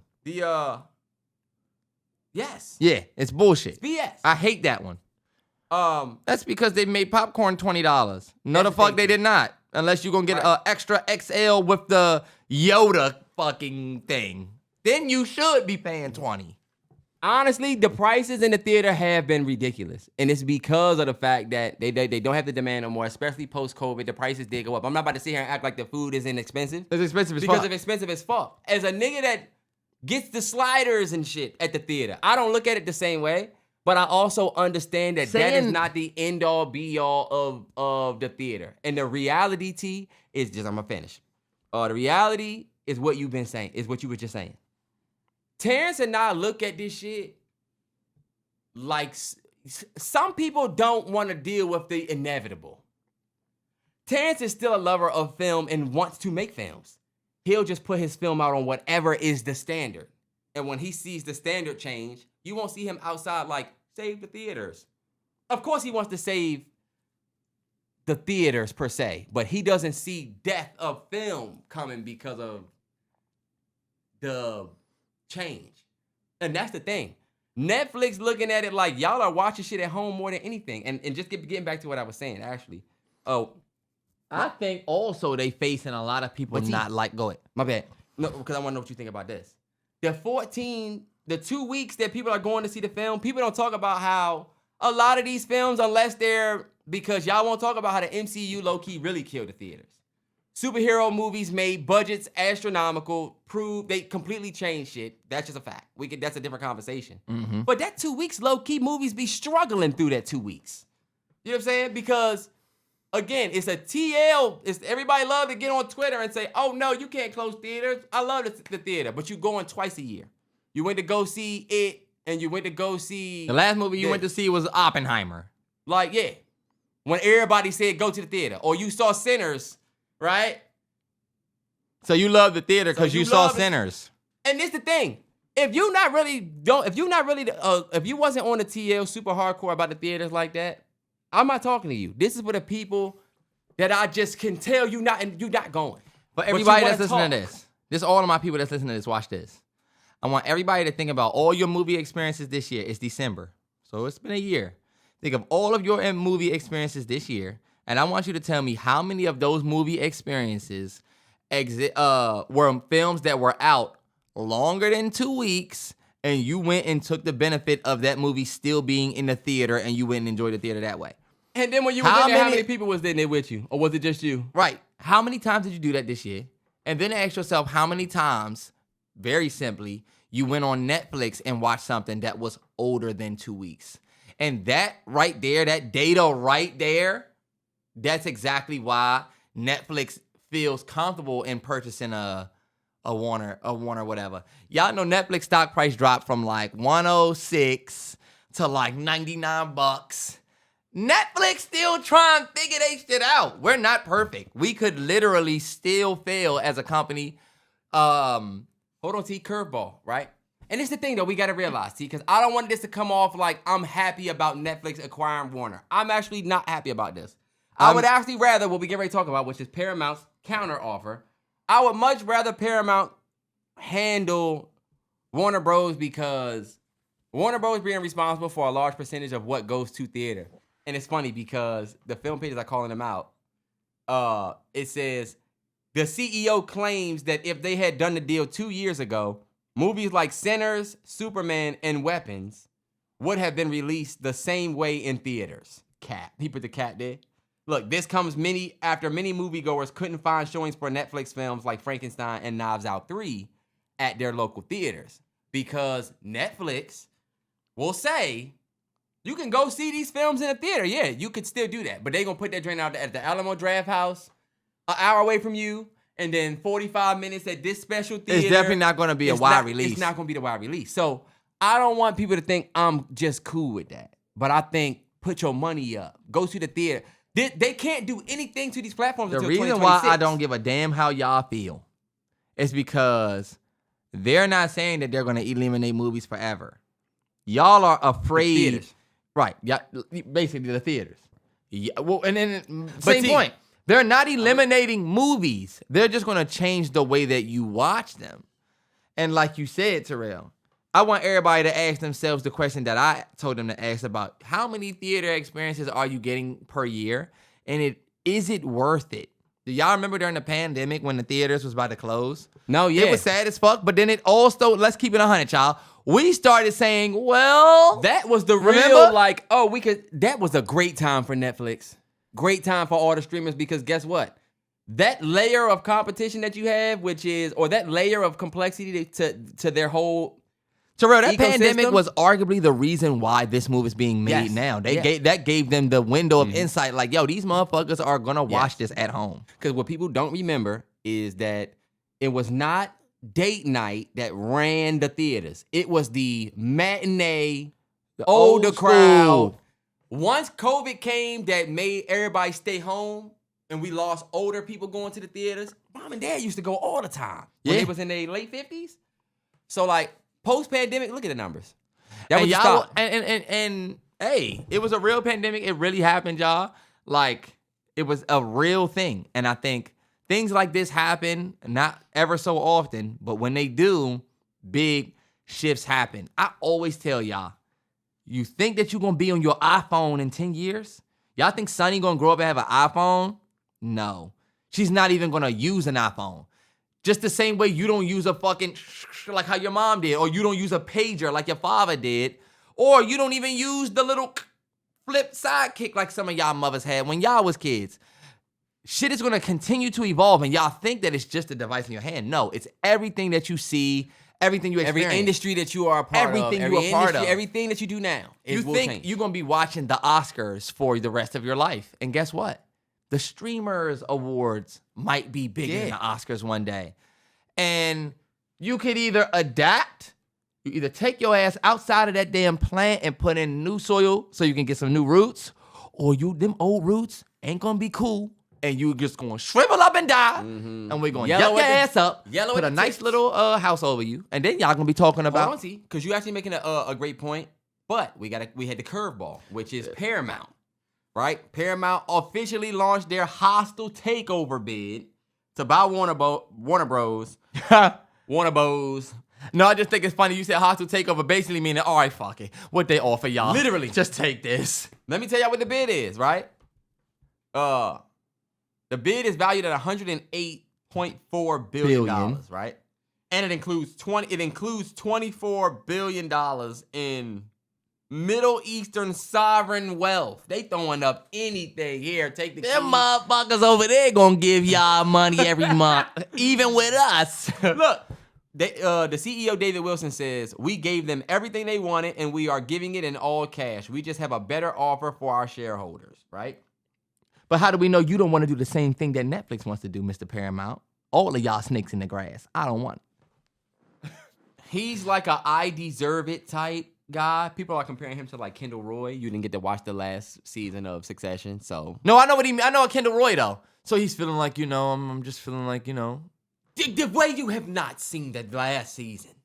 To I not don't see think we're gonna Terrance, how upload our that story shareholders. ends with this fight for that company. You have no idea how it ends. Who Terrell, gets just finish your fucking topic, Anyway, bro.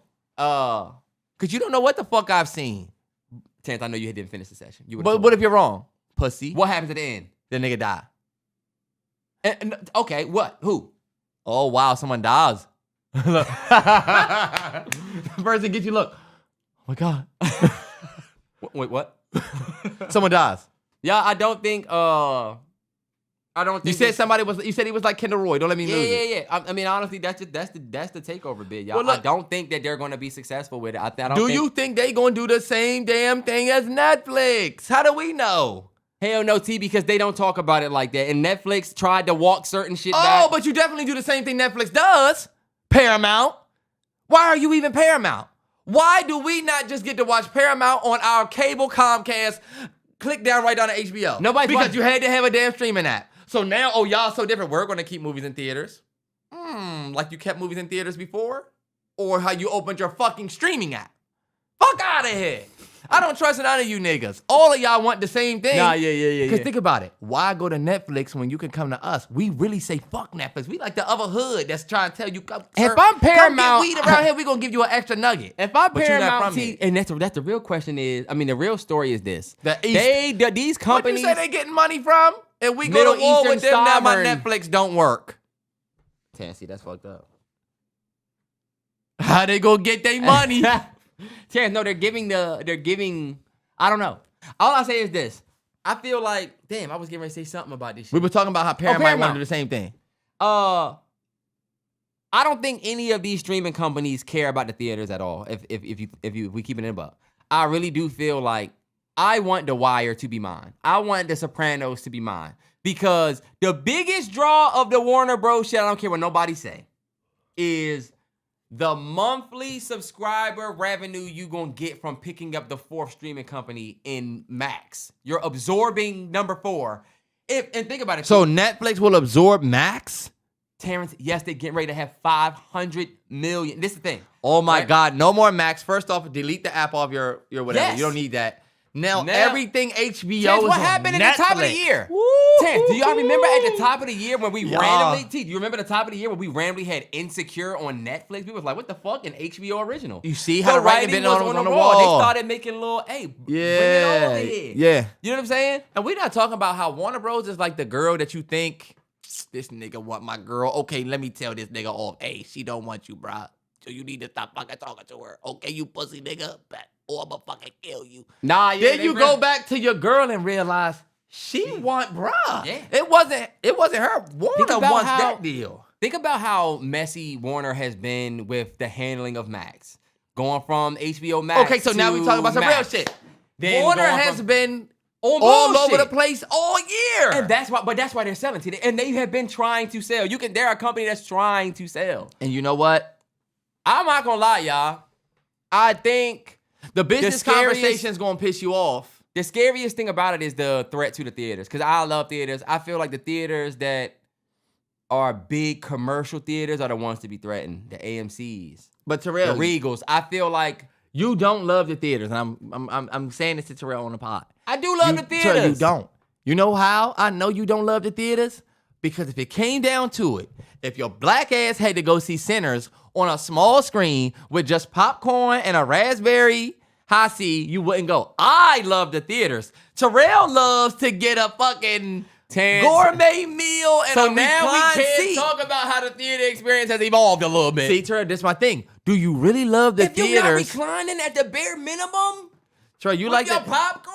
How do I explain this? You like the nigga that say, I love bowling, but he I would never let Terrance say this to no, me. look, but he only goes bowling at Dave & Buster's. Then when you go with him, you realize he said, hold on, wait. We're not going to bowl first. We're going to hit the bar, and then I'm going to play They don't even skee know. ball. Oh, so your bowling Terrance don't know. whole experience I have been is to- combined with other shit. Over the past, I have been to so many different theaters. I've been to AMC's this year. I went to How many luxury theaters. We could have went and saw The Weeknd's trash-ass, terrible-ass film.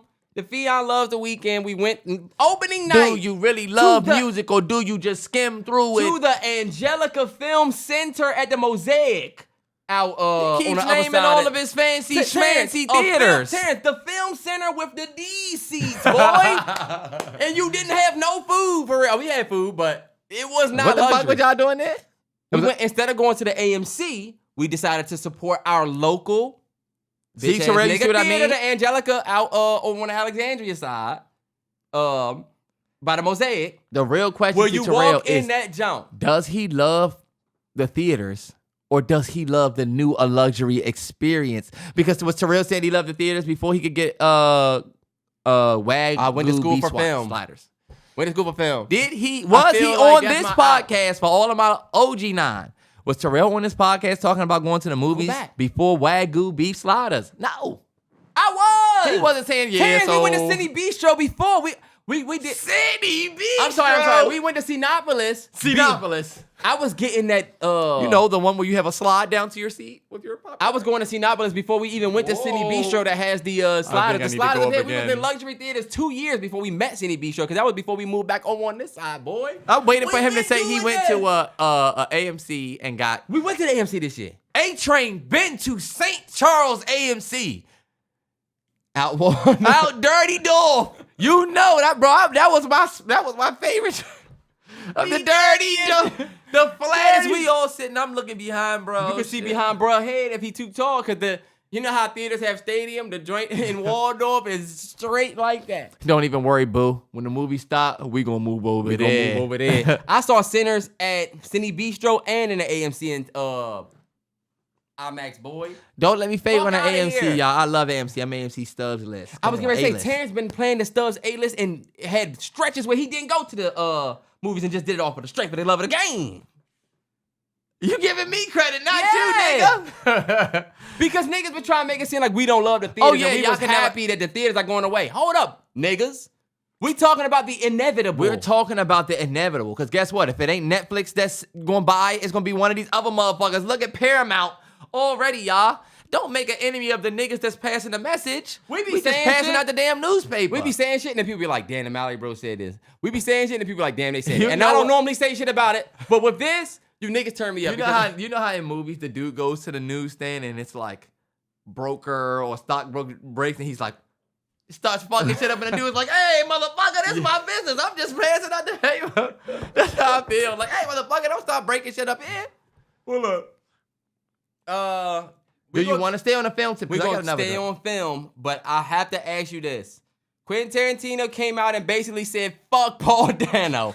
Don't know why. He said he's the most annoying actor. He's This terrible. still got to be a long topic. But He come on. came out and said that Matthew Lillard was trash and Owen Wilson was trash. Matthew Lillard is the dude from, he was in, famously, I know him from Scooby-Doo, he played Shaggy. Yeah. He was in a bunch of other stuff. But he came out and said, Quentin Tarantino says he doesn't like me as an actor. It hurts your feelings. It fucking sucks. And he wouldn't say that he wouldn't say that to Tom Cruise or a top line actor. I'm very popular with my fans and not very popular in Hollywood. Two totally different microcosms. It's humbling and it hurts. And people are like, fucking Tarantino is just talking shit about everybody. So Terrance, we're asking you because this is your fave. And by way of you, me loving this nigga, one of my faves that's pissing me off. But you the spokesperson now for this nigga. Yeah. Your man is trapping. That type of mindset, attitude, y'all, is why you've gotten the films that you've gotten. Because that is no different from the guy who will be standing on set and you go, ha ha ha, la di da. And he goes, cut? Absolutely fucking not. So we're going to go all the way back to one. Look, if you can't take that, if you can't take me saying absolutely fuck no, we're going to reset the whole thing, then you're not an actor for my set. And I'm only saying that because That's how that motherfucker QT is. does not look at actors, y'all, like human beings. QT is not talking about this gentleman. He's not talking As a about Paul human Dano being. or Matthew Lillard as people. He's just talking about the art in which that they are on screen. How I could use you, I never would. Think about how some of y'all feel about the beige crayon. I would never use that motherfucker. I don't give a fuck how sharp it is in the box still. Or your sharpest crayon left is actually this beige. I'm not using it to color with that bullshit. I don't see anything on this paper that I want to color with beige. Think about how people can say, Jesus Christ, what did beige ever do to you? You could be like, fuck beige. I would never use beige. Wait, the motherfuckers be saying it, T. Terrell. I had to find what he said about Paul Dano. It was like, It was I feel probably bad just for- like that. The way I'm talking about the beige job, because QT looks at these artists, these actors and actresses like paintbrushes. How could I use them? I either would or never would. And the best thing about that, y'all, is that is exactly how a producer should look at an artist. Oh, I would never work with that music. I fucking hate this music. That's because I feel so heavily about the ones I work with. yeah. And QT, just to clear for the Paul Dano, he was talking to somebody about There Will Be Blood. I was about to tell you, I guarantee he would say, oh, I and hate he this said, role. it's supposed to be a two-hander, but Dano is weak sauce, man. He's just such a weak, uninteresting guy. The weakest fucking actor in SAG laughs. That's fucked up, Taz. You're not talking about, damn, I don't love his roles. You saying, but no, he is. If I said beige was the lamest color in the crayon box, That's basically- that's somebody what we loves say. beige. Yeah. And QT is the guy that knows people say, oh, your movies are too this, too that. And he, for years, says, if you don't like my movies, don't go see. So he kind of That was gonna be carries my that last point. same... He carried that same moniker toward everybody, but he's still a fucking asshole, Terrance. He's like 6ix9ine called somebody a rat. Oh. Well, He's not going to respond to... no, the reason why I say that is because QT has gotten everything in the book. Movies Oh, are yeah. weird. You are weird. You this. You're that. Oh, he yeah. doesn't give a fuck. He to the point now where he just going to say... Some people, He I needs talked to my cousin Mally about this, and shout out to Mally. Some people in this earth look at the world different. I told my cousin Malachi because he told me he see people a certain way. He said something like, I don't like people, right? And I said, sometimes when you're the person that doesn't like people or thinks different from everybody, you can feel like you're the poison. Because sometimes he said, sometimes I see poison in people and it make me not like people, right? And I feel like, hopefully I'm not busting you out, bro. Because I felt like that was dope. Because I can be the same way where you feel like, damn, I don't like people, or I don't like to be around too much, or you feel like you have an opposite opinion from what's normally popular. You'll feel like you're the poison. And I told him, I said, believe it or not, you're more Robert Neville. Like, you're looking around and you're seeing everybody has the same thing in their blood. Everybody like the same thing, but guess what? It's because everybody has the same disease. Everybody is infatuated with the same thing. Everybody sees you, and what do? Just like the motherfuckers in I Am Legend, they want you to get on their accord. Hey, motherfucker, be like me. Because you being different, you just not with us. You not over here in this fucking dark corner. Remember what they was doing? Yes. You're not doing that. Think about what they were. Like, Robert Neville was not afraid of the sun, but nobody liked the light. Remember what we talked about? Yeah, but I feel like... All I'm saying Okay. is just a wrap. Sometimes you're Robert Neville. Sometimes you being the only one that's different, you're actually the cure.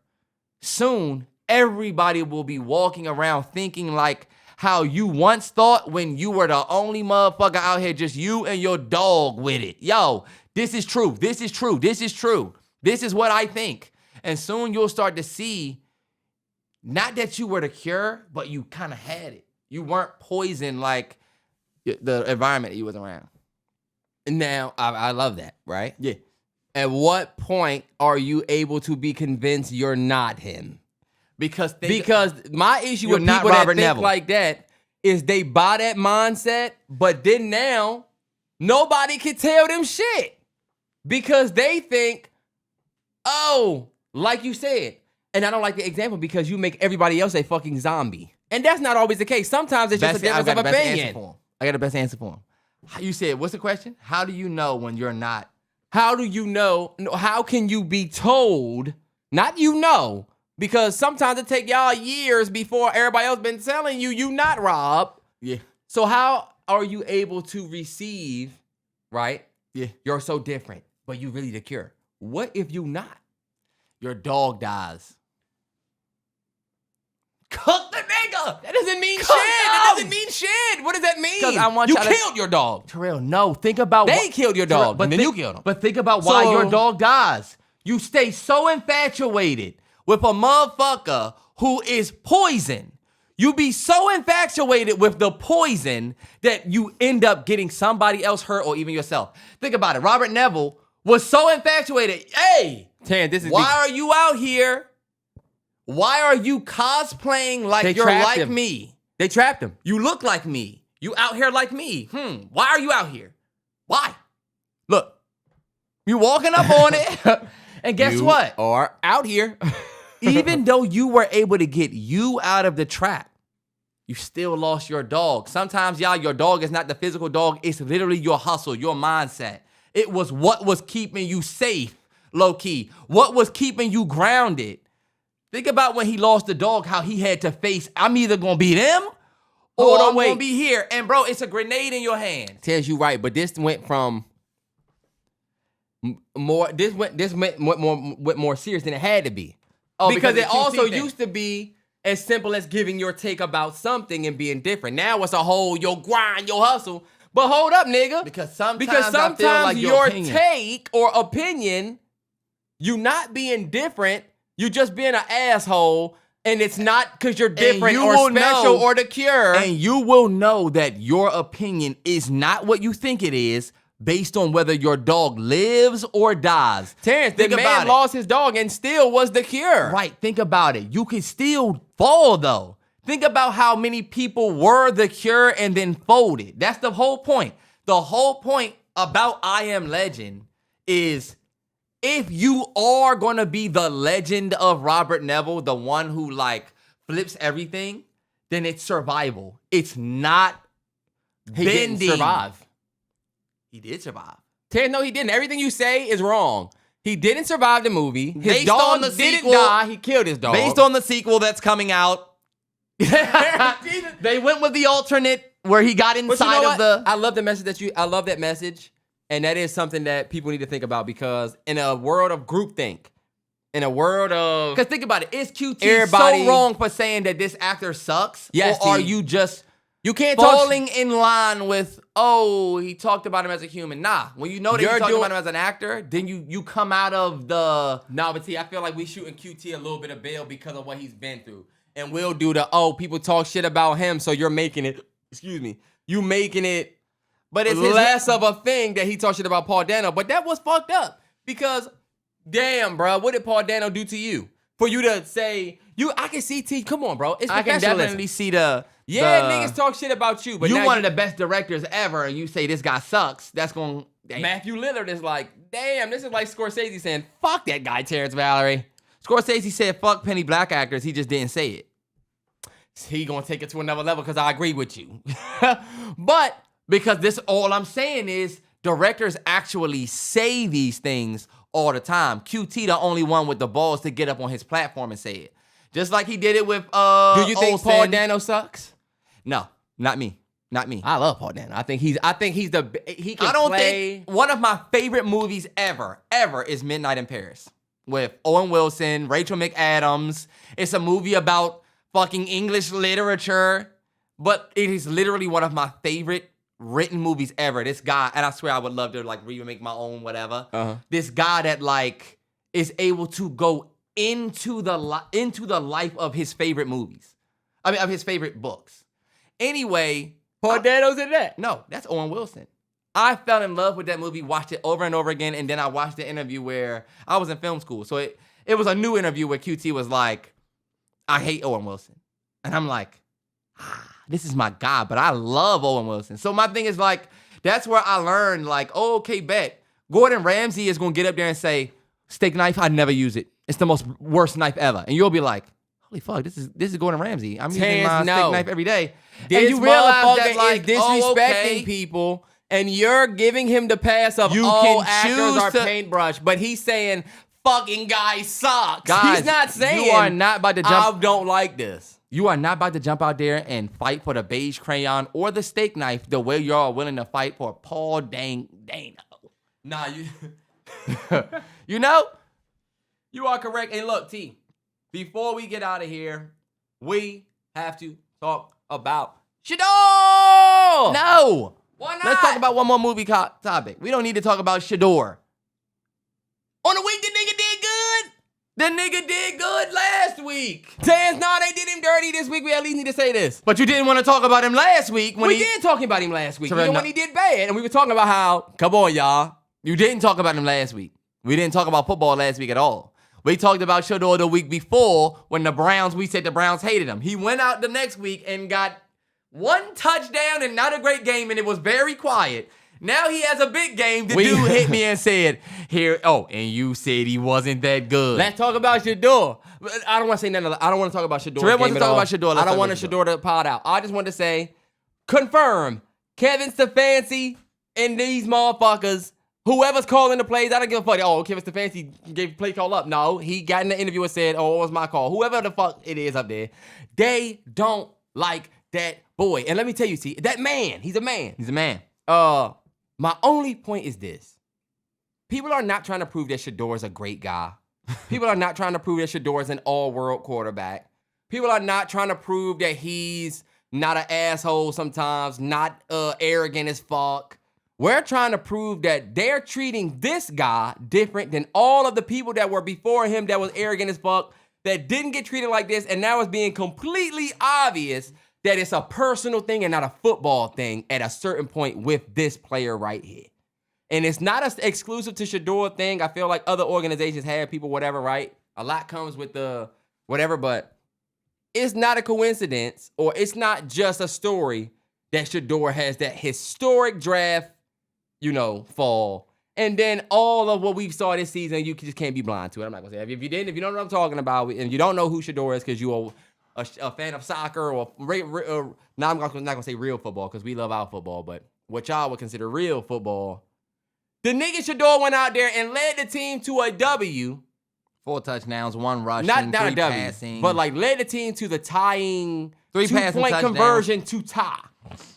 They take this motherfucker out at the end of the game to run this trick play, which I hate it, man. I don't like that. it's like, yo, even if you would have just ran the ball with Shedeur handing the ball off, it looks a way to take him out of the game after he gets you all the way down there into score. I watched the highlights. I didn't even get to watch the game.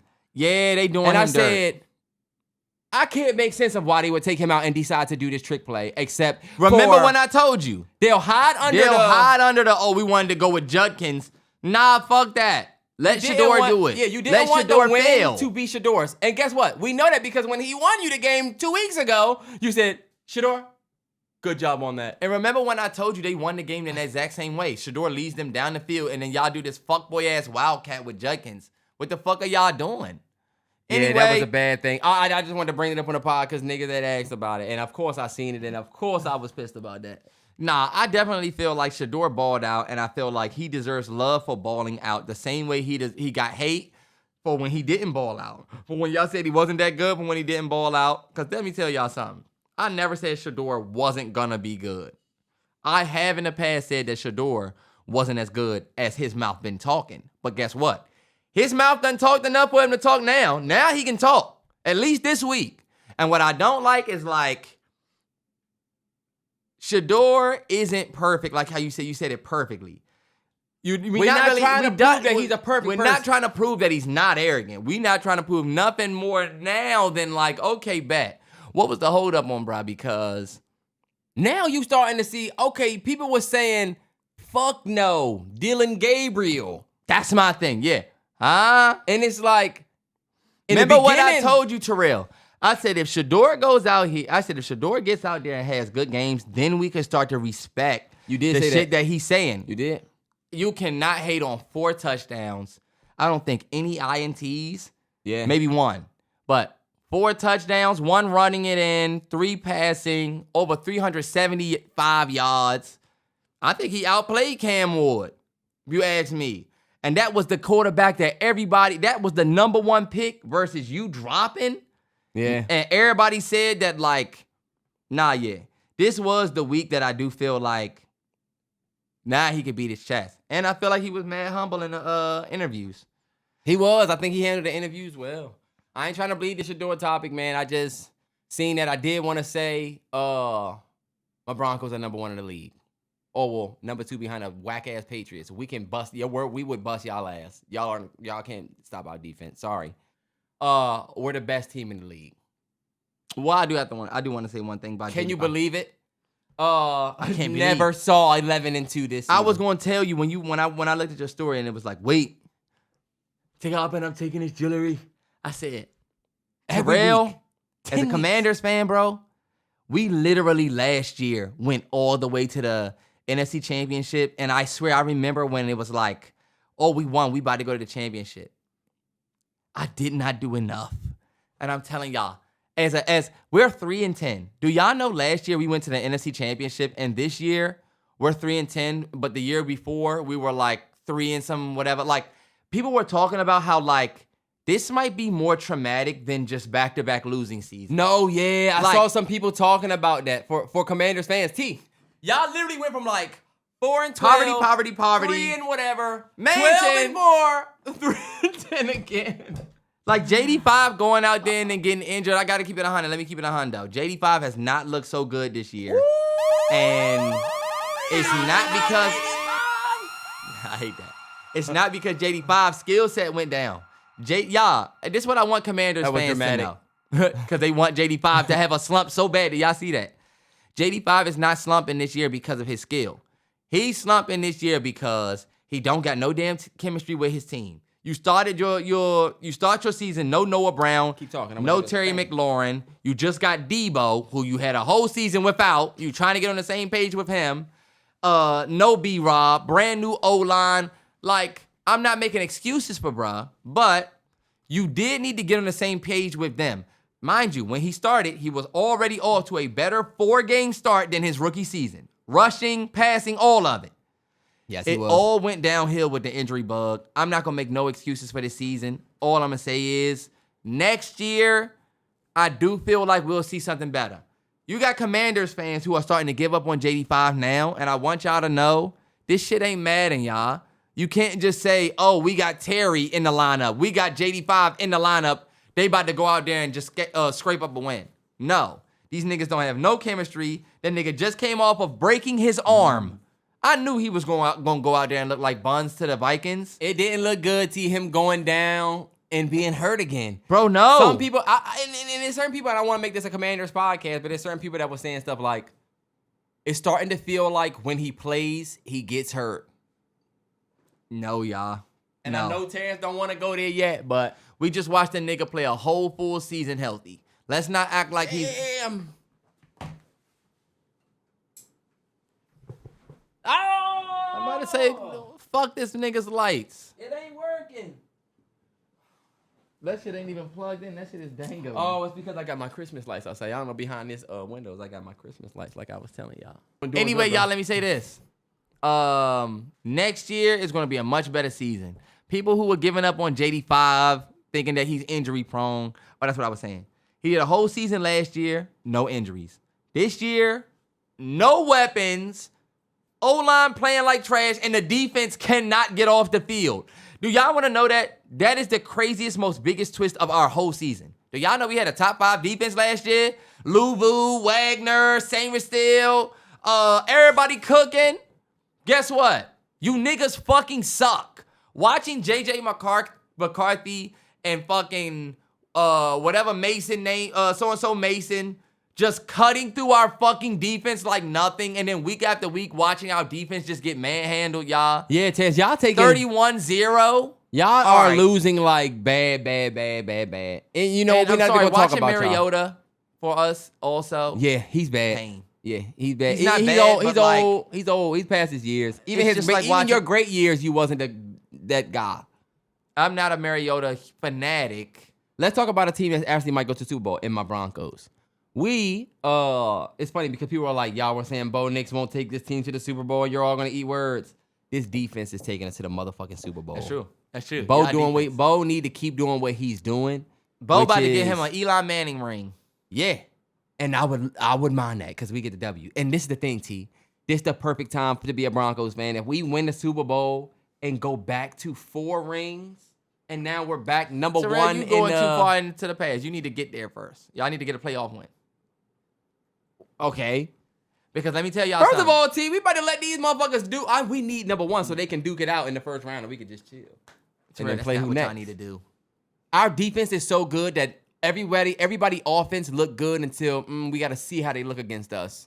And then even then, we got to come back. Y'all do this thing where y'all act like y'all defense is good, but y'all dead ass be squeaking out wins. And get the thing. Why niggas be losing? Did the Chargers beat the Eagles? No, they lost. The Chargers lost to the Eagles tonight. I think the Chargers You a lost. lie. They just went to overtime. Because So you of about to this? see it now. Yesterday, the Chargers won in OT. Wow! The Chargers won. Trash-ass Eagles. Is that 3 straight? Eagles fans, y'all won't admit it, but we broke y'all. That right there broke y'all. Ever since we ever since we figured out how to beat y'all have been on a trash streak. I don't know what we did. Jalen Hurts had 2 turnovers in 1 play and didn't cash in my parlay. Damn. Anyway, y'all. So, you know, I'm on my what's-the-name shit. He is ass. He had 240 and 4 interceptions.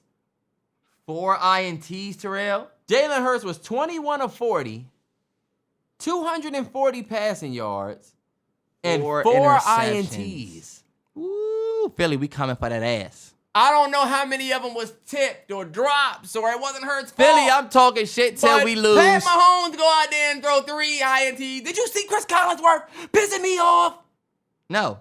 Oh my God, Terrance, Chris Collinsworth. What, Dick Eaton? Yes! Out there. Oh, this isn't like Pat Mahomes. Worse than Romo, bro. Like, everybody knows Chris Collinsworth is the worst, but like the last game was the worst. But bro, Pat Mahomes go out there, throw 3 picks. L. Eagles go out there. Jalen Hurts, 4 picks. L. Nobody saw the league looking like this with the Broncos up the top of this motherfucker. And the Broncos also got lucky as fuck, and I don't like to call it luck. Prayers up for the Colts fans. They lose their starting fucking quarterback. Yeah, that was sad. Danny Dimes. That was sad as fuck. No contact. Looked like that was probably the easiest, most chillest Achilles snap. Yeah. They were talking about Real life football god shit. They were talking about how the Colts just traded draft picks to go all in on him. So it's like they're really screwed. Yeah. That sucks. Man, that really sucks. Another thing we could talk about is So you had one more thing you wanted to get to. Might as well do it before. Nah, we still on football. We still on football because other stuff happened. CJ Stroud. A lot of people wanted to put respect on the Texans for beating the Chiefs. I know people gonna want respect for the Chargers fans. Chargers fans looking at it like we beat the Chargers Eagles. win blows me, man. We needed them to lose because like that's the only team that's beat us. They beat us at the top of the year. And Philly is arguably one of the other good teams that y'all beat. What's some more football news, Terrell? That Saints game was good. The Saints game was good. The Bills-Bengals Snow Bowl, whatever that Man. was. That shootout that went to like 37-39. That crushed me, y'all, because y'all know I was a big I was on a big Bengals Yeah, thing, and then I was now gonna I'm kind of tell feeling you. like 4-9. You can forget about it. Forget it. But that was a great game. Seahawks put belt to ass on the Seahawks, Falcons. that's my home away from home. I'm running with them. But yeah, like you said, the Saints-Buccaneers game was good because I watched that game and was like, oh, the Bucs about to win. And then I said, oh, shit. Saints Bucks game was a classic. Shout out to the Saints fans. Packers-Bears was a crazy Bears. one. I was gonna say, man, Caleb Williams, Bears fans, bruh. I've been seeing some nice ass plays from Caleb Williams. Maybe he had some bonehead plays because that last pick. Nah, yeah. I'm on the team. I'm on the crew that thought that last pick was bullshit. I don't like the last. I need pick to go either. back and watch it. I don't even think I got to finish their highlights. I just saw Jordan Love highlights. I'm on team DJ Moore would have been or was open. That's just me. Damn. DJ Moore was open. Damn. Packers go to 9-3-1. Hold on, wait. Ravens. The Ravens went out there and got their ass whooped. Who they get their ass whooped by? Ravens lost To the Steelers. They didn't get their ass whooped. It wasn't an Not ass ass whooping. what, but hey, But- Steelers. Steelers went out there and got a good W against a rival. The Shout out Steelers to one of the best Steelers. teams in the league. That's the sleeper pick right there. The Steelers are not one of the best teams in the league at 7-6. The Steelers are just one of them scary teams that you really don't want to play because They not that. They You not don't one of wanna the best play in the them. league, but my God, where's the voice playoff go? bracket? This nigga voice crack. This nigga voice crack. Boy, you sound like Squeaky from one thing that did happen this past week is LeBron's 10-point scoring streak that he's had for over 1,500 games or some shit is over. How many did he have? 8. What you mean? In the yeah, game yeah, that- 8.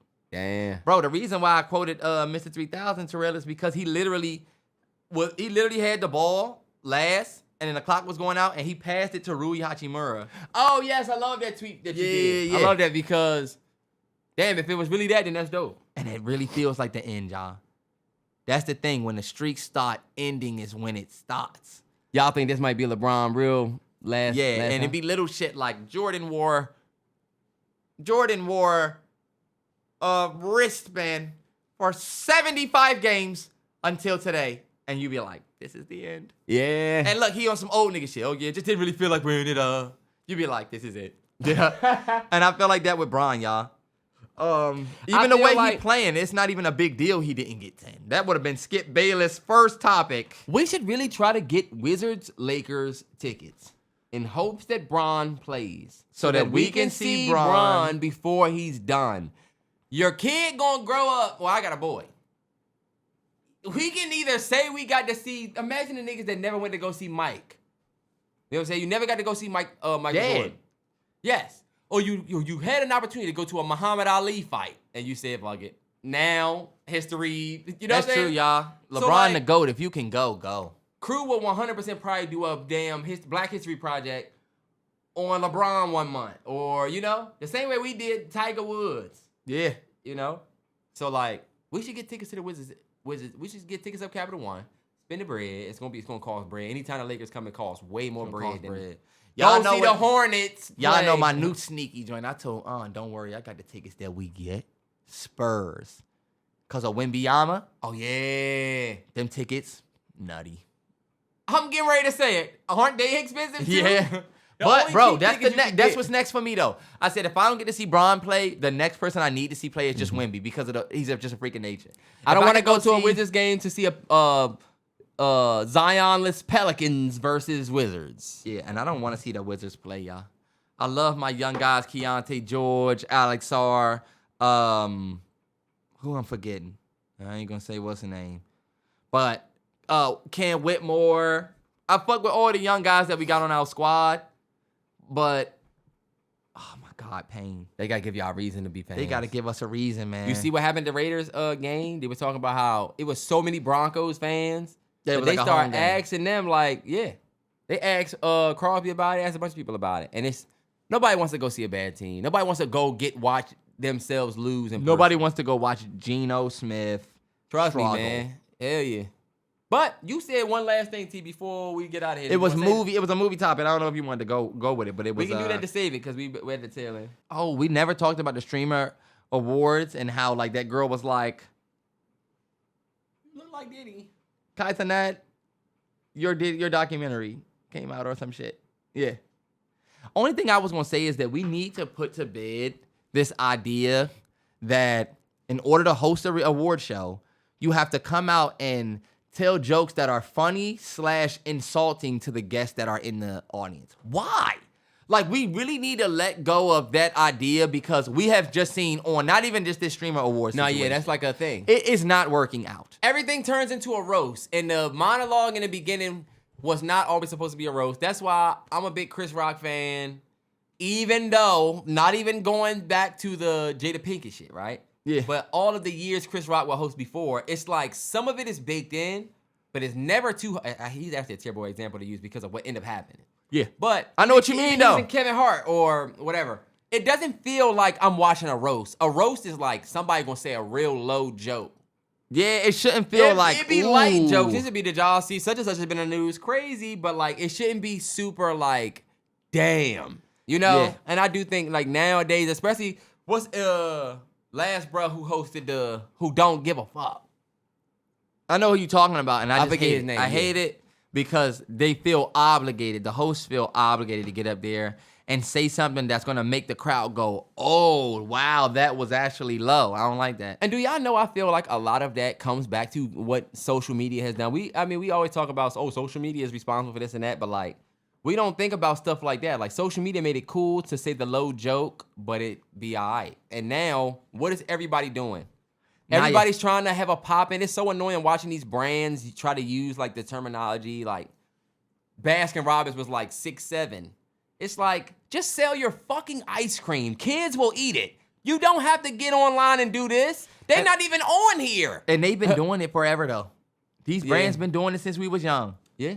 Like no flex zone. I know y'all seen that Wingstop commercial. They know. That's better. not bad T music for the thing. I'm talking about getting online and going, No, I'm just saying. But look, they gonna say no flex zone and tweet it. It's just they're just doing what they do in commercials now on y'all TL. Yeah. Think about it. Crispy chicken. They've been playing in our face for a minute. They just now that they're doing it on the TL, we can see it. Because guess what? Instead of you being inspired back then, you was a youngin'. Low key, your black ass fucked with the Mary J commercial a little bit. Reese's Puffs, peanut butter chocolate. Now you old and grown and you creating the things that you see in them still. Nah, you but know? you starting to watch how it's like, That's how okay. Like, oh, she said on Fleek. That was funny as shit. Hey, let's all retweet that. Then you see Domino's say, hey, y'all, we got pizza on Fleek. And then we do this. And then it's like, stay the fuck over there, Domino's. It's stupid ass. Just do your damn pizza. And, and then go you back. know, we go back to enjoying it because, bro, we found it. But, long story less, y'all, I don't know if we talk about the Streamer Awards. We can don't talk really about have the too streamer. much. I think it was dope. Not too much to say about it. But it definitely seems like the future. That's what I wanted to say. Shout out to all the people that were nominated. Like, yo, streaming is actually some cool shit that we just don't do. You know? I was literally thinking that. I was thinking that and too, we got y'all. a lot of stuff that we do, right? That could be streamed. Yeah. But you know what? It's one of those things that's like, I'm starting to feel further from it. And that's not a good thing. Niggas be watching these streams. Yeah. I do not ever go on Twitch and watch a live stream. I always see my Twitch stuff on like YouTube after. Even if I'm watching a 2-hour Cenat joint, You'll never see it live. I never get to see it live. You know, I'm always watching it on the clip side. And I know clips do a lot for them niggas too. Yeah. The clippers do a whole lot for them because a lot of people don't catch the streams, but yeah, man. I think the streaming shit is the future, y'all. But then I also think streaming is not the future. Only because I feel like Yeah, you did say something like that. I just don't know what y'all gonna do. Y'all see Cenat when he got his award? It was very telling what he said. He said, I have goals to be a fashion designer and have my own fashion brand. I have goals to write and direct movies. Okay. I told Terrell, it seemed like watching like a 5th grader talk about what they want to be when they grow up. And this is no slight to bruh. But the reason why I talk about these streamers in this way is your goals don't even align with what you're doing now. Your goals are the same goals as everybody starting from zero, which to me make me feel like streaming is your launch pad. Streaming is your YouTube. Streaming is your, you know what I mean? And what that made me think is, what is the future of streaming if Cenat doesn't see it in his? Has Cenat seen the ceiling already? So much so that you want to go towards movies and acting, clothing and brands. That's what every celebrity has done. Remember what we talked about? Top of the pod. Top of the pod. So it's kind of like when you look at streaming, Yeah. you ask yourself, and did you see the girl who was like, well, I don't know. Basically, y'all, streaming not all it's cracked up to be because it has become, You make a good point. in real life, your in real life better be dope. Nah, yeah, because then honestly, we starting to see like the ceiling of it a little bit. Because once they started, I feel like they kind of took the ceiling up very fast though. Yeah, fast Once as it fuck. was like, we got to do like a streamer prom. We got to do a we got streamer big prom, this. streamer It's like, yo, it's only so many ways that can be, it's only so many things you can do within time to where. But this is my thing. You know? Cenat could do 10 Mafia-thons. That nigga could do 10 streamer universities. Yeah. He don't want to go through it. That's what I'm noticing. If he really did, he would have got on that Streamers Award stage and talked life into streaming. Yeah. A lot of He people talked said they about wanted to see him doing say, a bunch of other shit. Yeah, a lot of people said they wanted to see him talk. It was interesting that he didn't say that he might want to start his own streaming platform or his Your own something streaming, of what he something with does. streaming.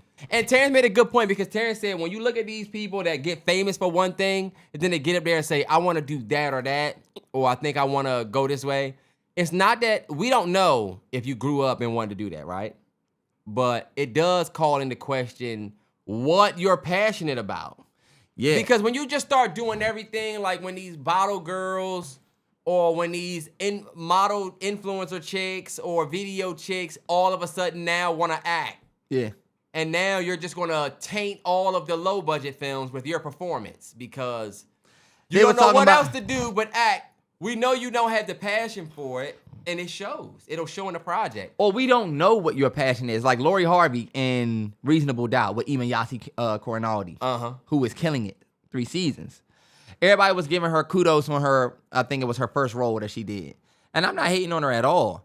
It's just, your last name is Harvey, but we didn't meet you because you followed in a Harvey footsteps. Like that of, and y'all, I hate to do white black, but that of like a Maya Hawke. We know your father is Ethan Hawke, mother is Uma Thurman. They didn't even want you to act, but they said your talent was so damn standout that you had to. And you're their fucking child. Yeah. And look, when we see you, we can see them a little bit. When you look at a situation like a Lori Harvey, where somebody, your father is a Steve Harvey, you getting into acting, it reminds us of the Kai Cenat, where he just said him wanting to get into acting. Do you want to get into acting because you're passionate about being a part of these projects? Or do you want to get into acting because it's the best thing to do with your status? You know what I mean? Mm-hmm. It's the best thing for you to do next. And you have status now, so you might as well take your status and sell a movie ticket.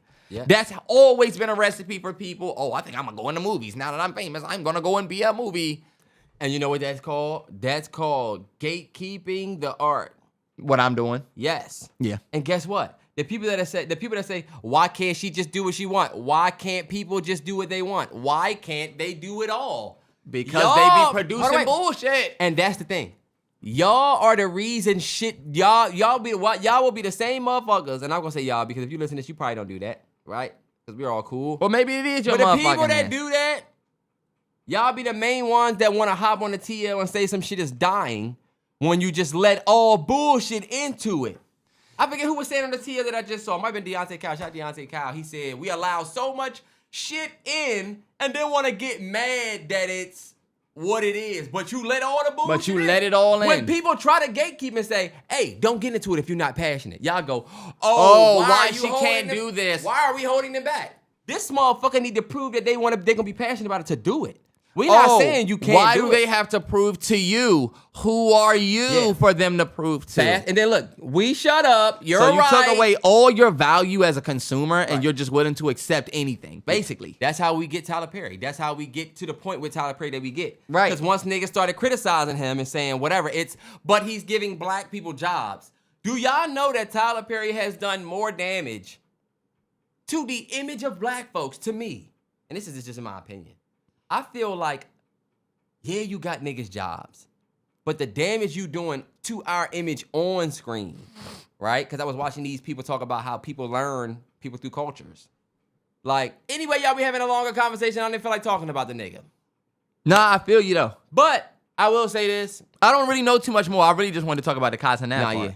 Yeah. The streamer awards was actually dope. It was dope people seeing people post their awards. You know what I'm saying? I like the way the award look, yeah. That joint sweet, man. Shout out to everybody tapped in. I promise to be more tapped in with that this next coming year, bro. I started feeling a little bit on the left outside. I know all of the streamers for the most part, but didn't even know that was happening type shit. Nah, hell yeah. Definitely got to get my shit up. For sure, for sure. But, big shout out to the Houston niggas. 281, what an area. What a great place. Shout out Houston. H-Town. Texans just got y'all a win this weekend. It is some bullshit going around. Terrell always ends the podcast by saying that. My mom got some shit. Hope she feels better. Man, yes. Trying to keep these kiddos safe, man. Man, that's right, man. Hey, look, Christmas is coming. Get your tree up if it ain't up. Get the tree up. Yeah, y'all look for that for the BTB. We're going to be getting our tree. Oh, yeah, let's go. Our BTB this week, we getting a tree, too. Watch that. Wednesday.